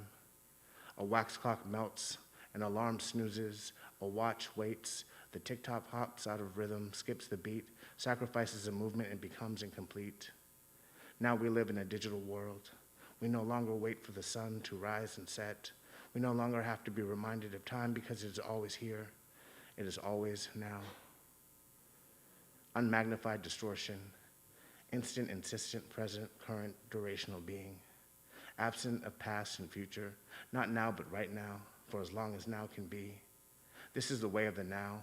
This is the way of the here of the now of the here, floating in a timeless, ever-present moment, saturated in the expected unknown, fluffing the pillows of my disillusion. It's a lovely and painful place to be. It's a place of second chances and first chances. It's a place of the brightest hope and the darkest despair. It's a place of the most loving sacrifice and the most hateful betrayal. It's a place of the most beautiful faith and the most painful doubt. It's a place of the most hopeful promise and the most heartbreaking anguish. Fourth chances, third chances, fifth chances. It's only ever now, which means you get more chances. Don't worry about making mistakes. If you don't repeat them, you'll outlive them. Olive oil-colored sacrament, all is forgiven. Pull back the curtain, unfog the mirror, see past the hurried sorrow. The concept is death. That is what it means to be a human. Waking from the dream that was life. To be a human is to have a mind. You know what you want. You want what you know. You and I in this together, without the need for commitment. The technology of our hearts, the touch of our souls, the love of our spirits. We are each other. Whimsical, rapacious rhapsody, much red and a little blue. This cluttered sock drawer where clocks rewind but can't tell time. A former figment, the previous location of our confusion, the origin of our exploration, a feat to compare. A key, a note, a song, a melody, a groove, a pulse, a color, a phrase, a scent, a memory, an atmosphere for a dream, and now, and now, and now. Thank you.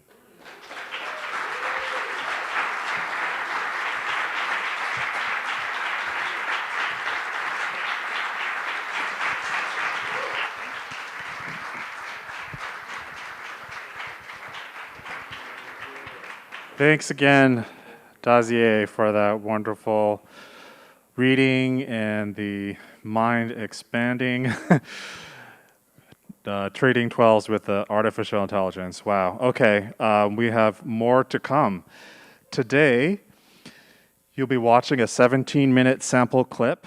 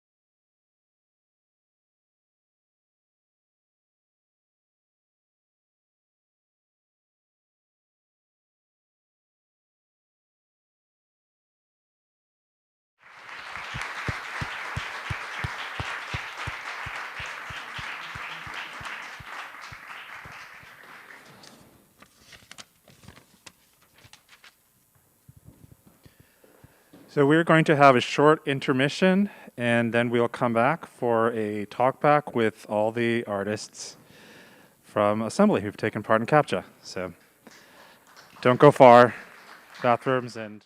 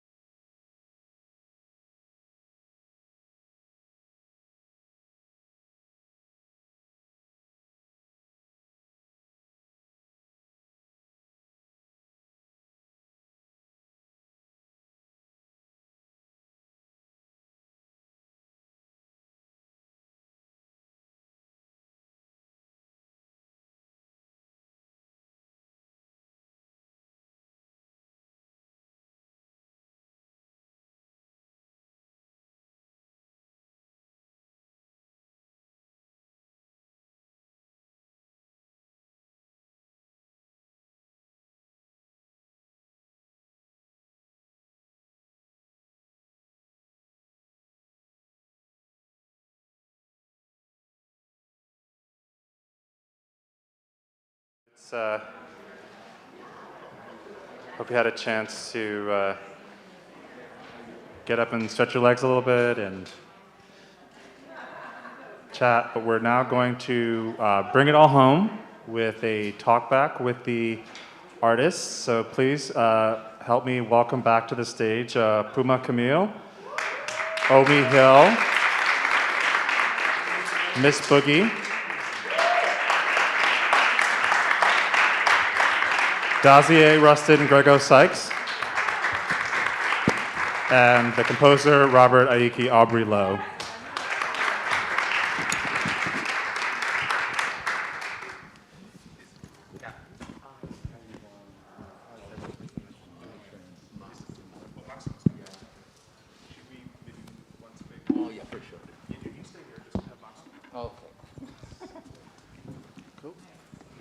We'll have a translator here for Puma in just a minute.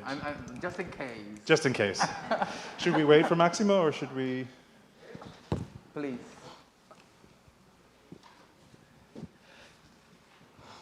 Give it up for Maximo.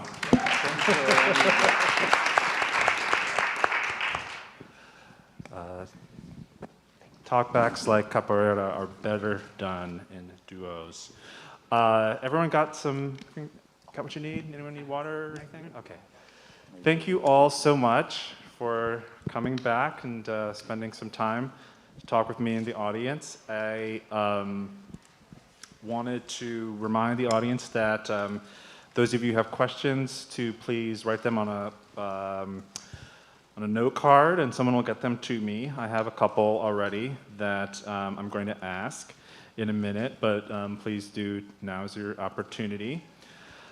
I have so many questions, of course, and just taking in the beautiful complexity and specificity of each of your practices and what you shared today with us is really just a drop in the bucket. I wanted to begin by asking you all, well, first of all, to thank you all for that, and then to ask you to talk about your what your collaboration with Rashaad has been like, and maybe starting with Robert, since you composed the music that we hear when we enter the drill hall. Could you talk about how that collaboration came to be, how you and Rashaad met, and what has being a part of Assembly been for you? Certainly.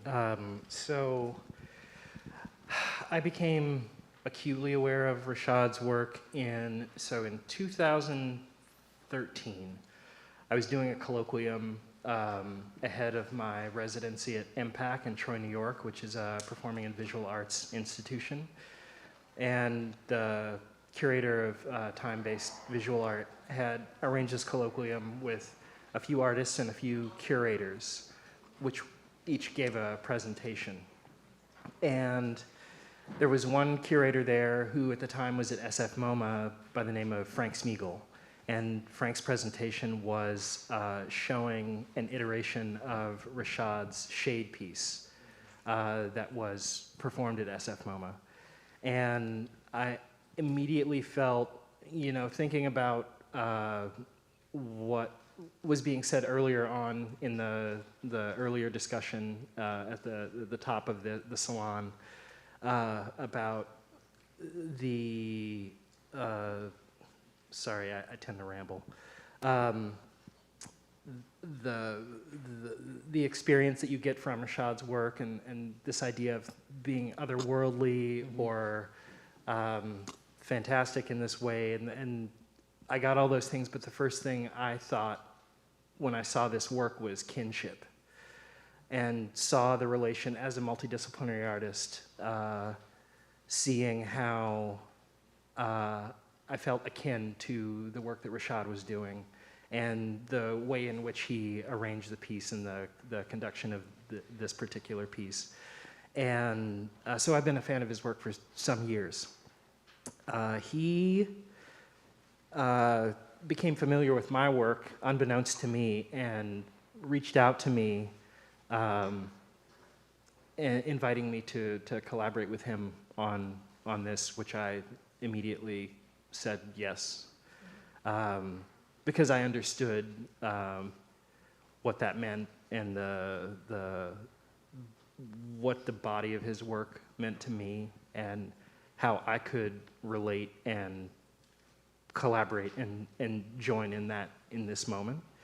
And so, just for the benefit of the audience, I'm wondering, could you tell them a little bit about the prompt Yes. that you and Rashaad came up with, or Rashaad had? So Rashaad had asked me to build a soundscape for the poetry mode of the exhibition, which you hear in Drill Hall, which runs during the exhibition, and had sort of explained that it was not only a sort of a survey of his work over the last several years, but sort of pushing it forward and having a deeper exploration of the diaspora. And so I was basically tasked with creating a world of sound, building a world of sound inside of the space that would exist with the poem that Dazier and Being created. And so he would, as the poem was being generated and being written, he would send me pieces of the poem, and I was responding to those things. I was thinking about the concept of electronic music, club music, what that meant, where those things began. You know, when you think about techno or house and these forms of Black electronic music, how the inception was around this idea of a safe space, and also looking even further back into traditional forms of African music, rhythmic music, investigating these ideas of polyrhythms and thinking about, you know, slave trade lines and what you would sort of get from traditions, folk traditions, in Côte d'Ivoire or Angola or, you know, so on. And then there was also a poll that was a survey that was done where people were asked specifically what sounds they would relate to a moment like this. I think I was one of the people who took that poll. And there were certain things, I'm sorry, I'm trying to make this as quick as possible. There were certain things in the poll where people would say things like popping grease in a skillet, or sounds of the ocean, or the church and gospel, and then also tying that into this concept of assembly, and then what that meant to me, and how I not only thought about assembly in the context of being in school and going to a school assembly, but also in the construct of the church. And one of the elements that I use, I actually did field recordings and did record grease popping in a skillet in a really hot pan. But over the holiday, my aunt and cousin had sent a text message in the form of a voicemail message during the holiday in which they sang a portion of O Come All Ye Faithful. And I took that and processed that and made that into an element of the sound that you're hearing inside of the soundscape, as well as collaborating with Chiron L, who's a part of Assembly. And as I was creating the work, Rashaad was then giving it to Chiron, and Chiron was singing and improvising over that, and then I took his voice and embedded that inside of it. And then the way it is arranged in the space, there's a canopy with an array of speakers, and the sound is moving throughout the speakers, creating sort of a cloud of sound that's moving fluidly throughout the space. And that also relates to work back to 2014 when I did that residency at Impact. That began a process of a full year of investigating this concept of creating sound in a multi-speaker system to create a cloud of sound where you couldn't discern where the sound would be coming from next, and eventually you would sort of just sink into the space, and therefore trying to achieve some sort of a hypnagogic state. That's really fascinating, this idea of a cloud sound. I think that just, my own experience of being in the drill hall and experiencing assembly is that you achieved, precisely what you set out to, insofar as I did feel, it's one of those spaces that are very rare right now where people just stay and linger and interact with each other and sit down. And I think we're all kind of like rushed through spaces right now because of the pandemic, and we don't really know how to be co-present to each other. And this idea of a kind of ambient or cloud soundtrack to go with the spectacular hologram and the visuals, there is a hypnagogic aspect to that for sure. I want to ask others to talk about how you came into collaboration with Rashaad, and maybe Puma, just to turn to you, because we heard a little bit from you in the documentary about your projects in Brazil. How has it been like now being in New York? I know it's just a couple weeks or days, but can you tell us something about what the collaboration has been like? Like for me, I will try in English, and if I have some mistake or something, you help me. Okay? Thank you. So thank you. Be patient with me. We're patient. So in capoeira, we sing always. There are rivers. I will say in Portuguese that part. Os rios, eles se encontram para ficar mais fortes. The rivers come together so they can become more strong. That's what they think.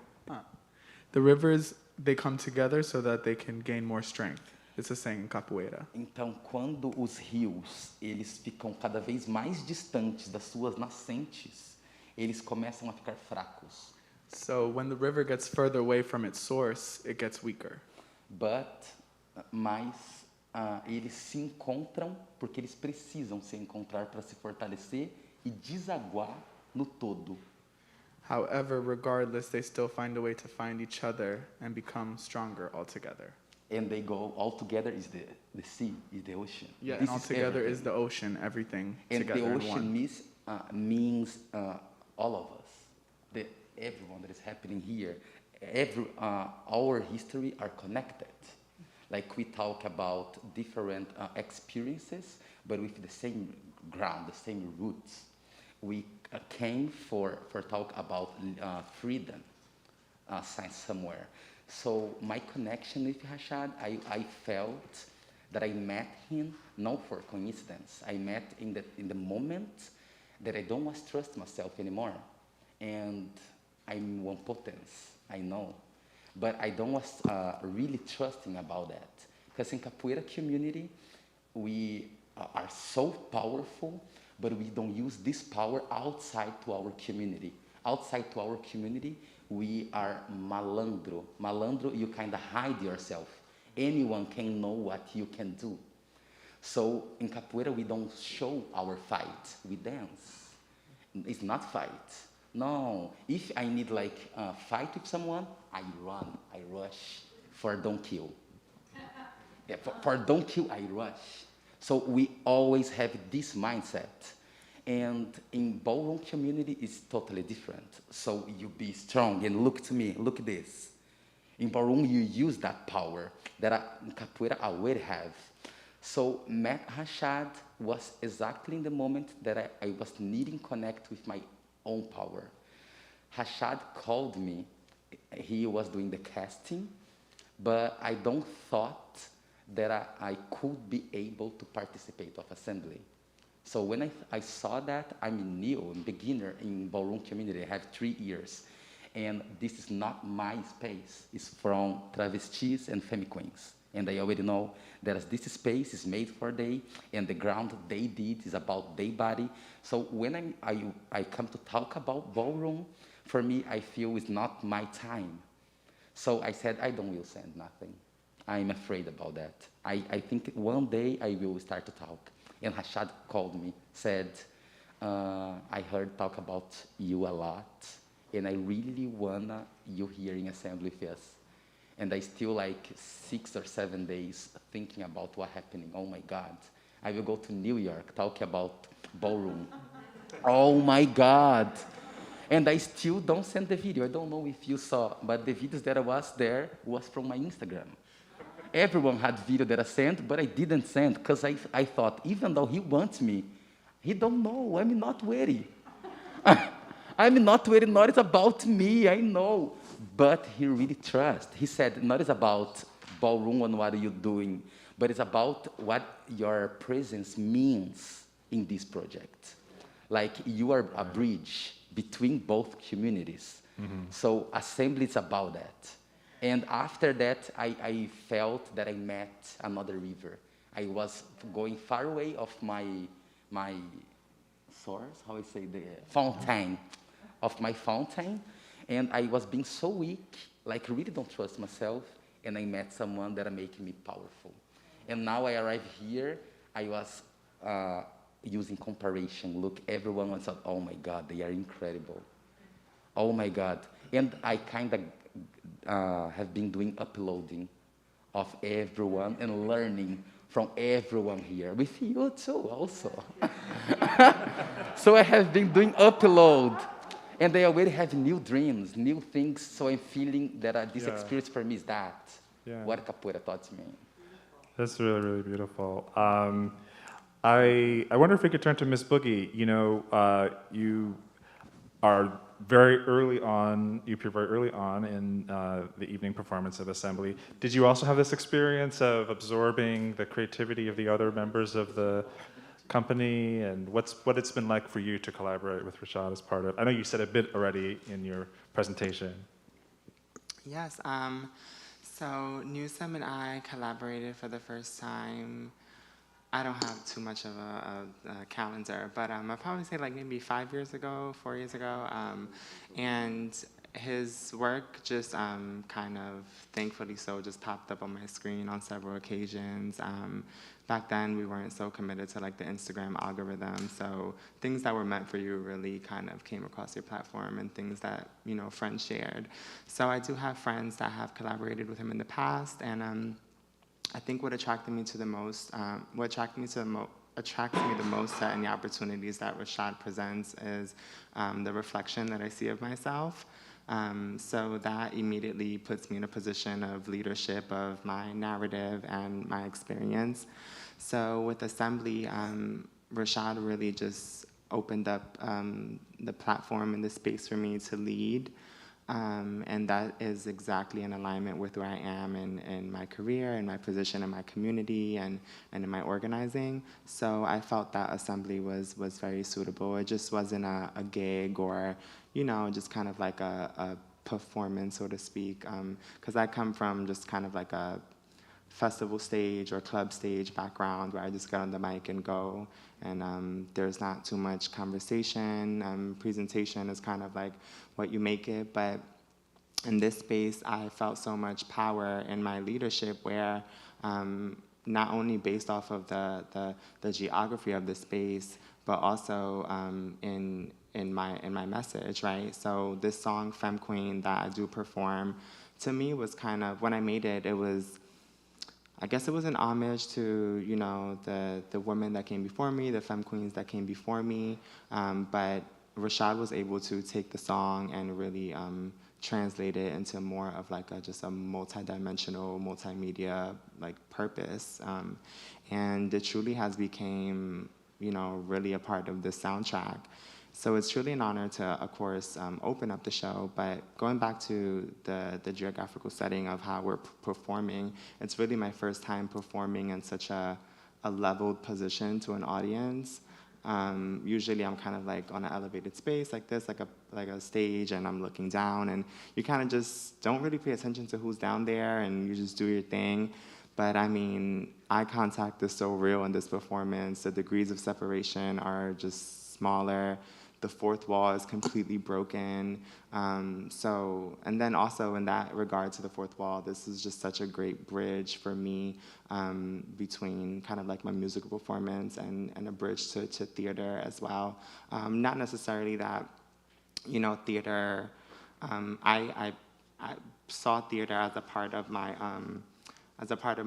my performance art, but inevitably it is truly part of theater. The way I show up in the world, the way I walk in the street, everything is theatrical when you're a femme queen.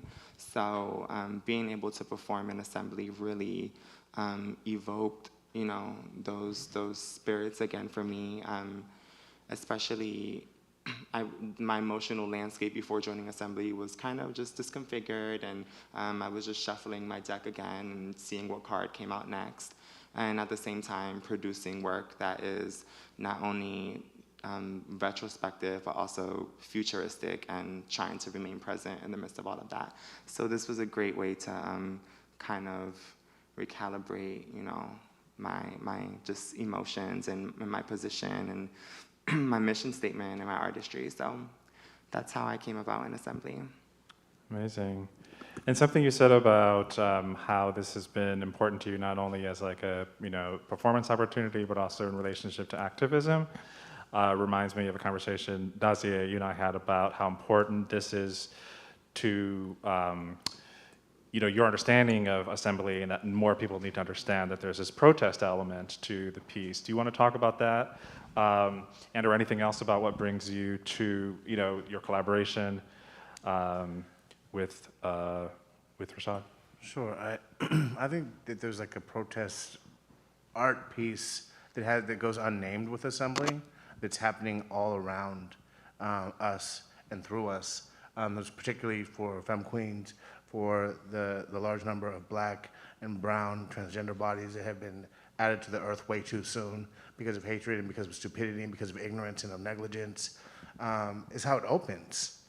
Is the first thing that happens is like, this is happening and bringing attention to it, but it's like, it becomes about dance, it becomes about Vogue, but also like the relationships that we have with one another, us being able to see each other and honor each other, respect each other, and be with one another in a creative, positive environment. Like, that's a protest within itself. Like, it just keeps kind of building and going, but it's interesting to me that like, more people aren't talking about that piece of it, because it's what gives the piece its punch, its context, its value to me, is that it's constantly uplifting, elevating, honoring, respecting, and activating like queer, brown, Black, and trans people's experiences for themselves, for us not only to see one another, but a call to see yourself outside of all of that, and to really understand and value that what it is and who we are is special. I was going to say, sorry to interrupt, majority of the magic happens really behind stage. Us like seeing each other backstage is the euphoric experience for me. Like being in the whole like hallway full of just people like me, and in the green room next door, in the dressing room next door, it's like you pop out your head and you're just seeing yourself walk back and forth, and that is really magical.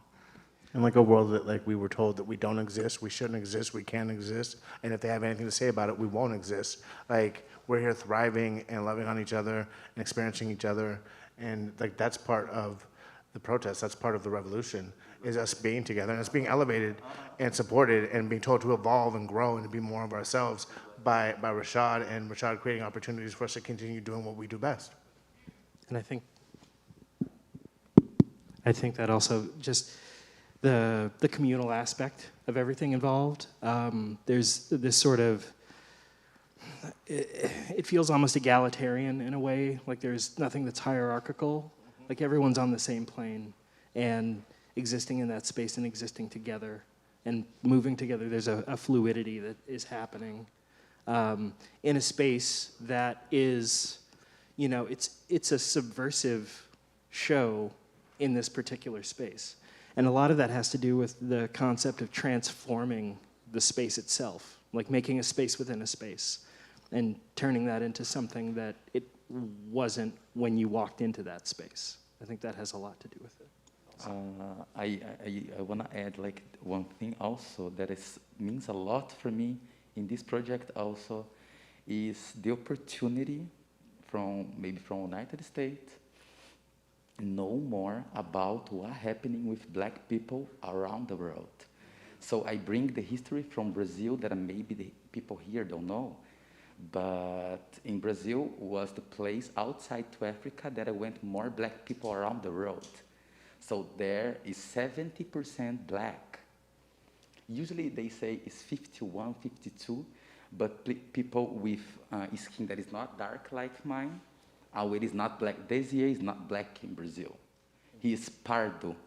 E pardo is Black.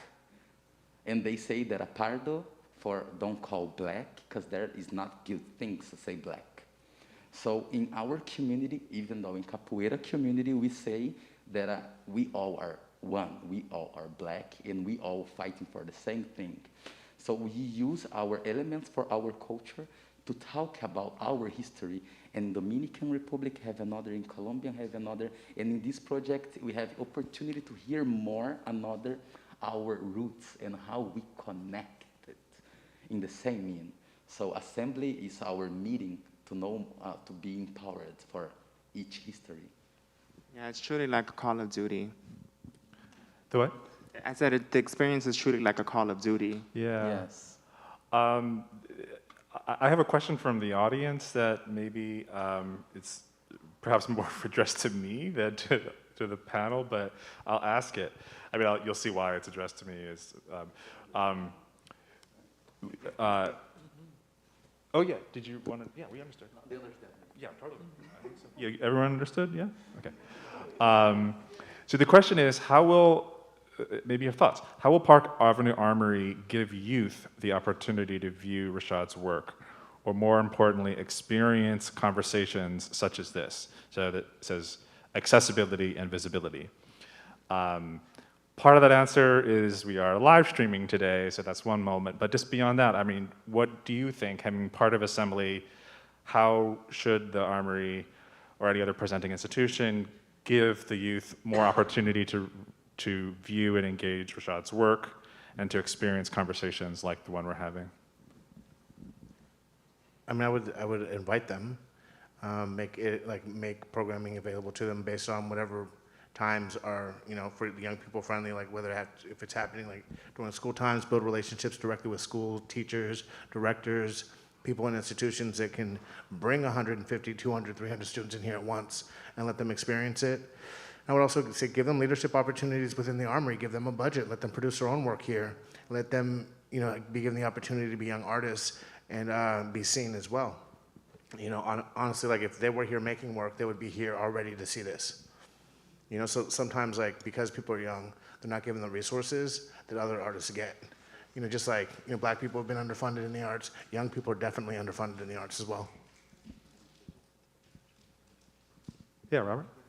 I was going to say also, I think it's also, because we do have a platform, each of us that are involved, it's also about us individually amplifying what's here and letting people know about it. Absolutely. Yeah, I think that something to keep in mind too is that once those opportunities or access is actualized, dismantling censorship is really important too, because a lot of youth does have explicit experiences that don't hold any regard to age or gender or race, and allowing them to say those explicit stories as loud as possible is truly what I feel like would be transformative for youth at the Park Avenue Armory. And I feel that this project is the opportunity for me in particular, to be a bridge between Capoeira community that is not LGBT people there already, but they don't have how to close the doors anymore. When I have someone doing one project like this, so serious, with the message in the future, they don't have nothing to say. They need start to study more, to be able, because the LGBT community is arriving in Capoeira right now. And also in ballroom community, start to remember more who come before us. So connect these both knowledges.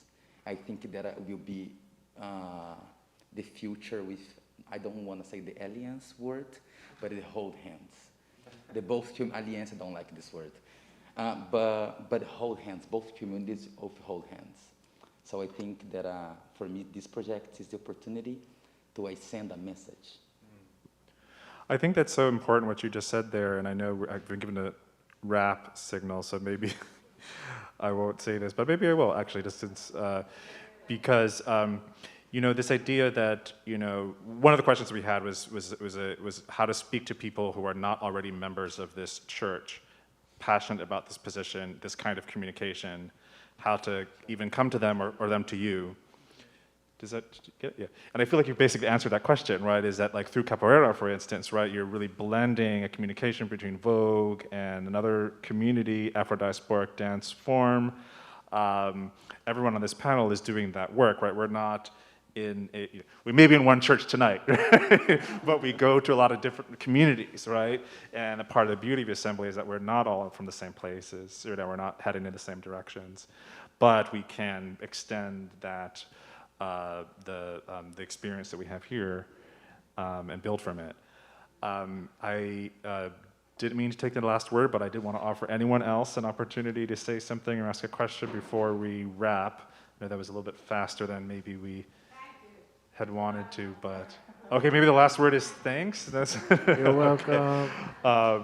If no one else is going to say anything, let me just again. The next show opens on Tuesday, so make sure you don't miss. Thank you for that, actually. That was to see. Yes. And thank you for reminding me. Just if you did not get a chance to see if you came for the salon but didn't get a chance to go and spend enough time in the exhibition today because you were here listening to us, fabulous people, talk to the box office on the way out and they will get you a complimentary ticket to come back and experience no excuses. The exhibition, which is very much worth your time. Thank you, Ms. Boogie, Robert, Dazier, Puma, and Mastimo. Thank you so much. Thank you so much. And thank you all for being with us tonight. Have a good night.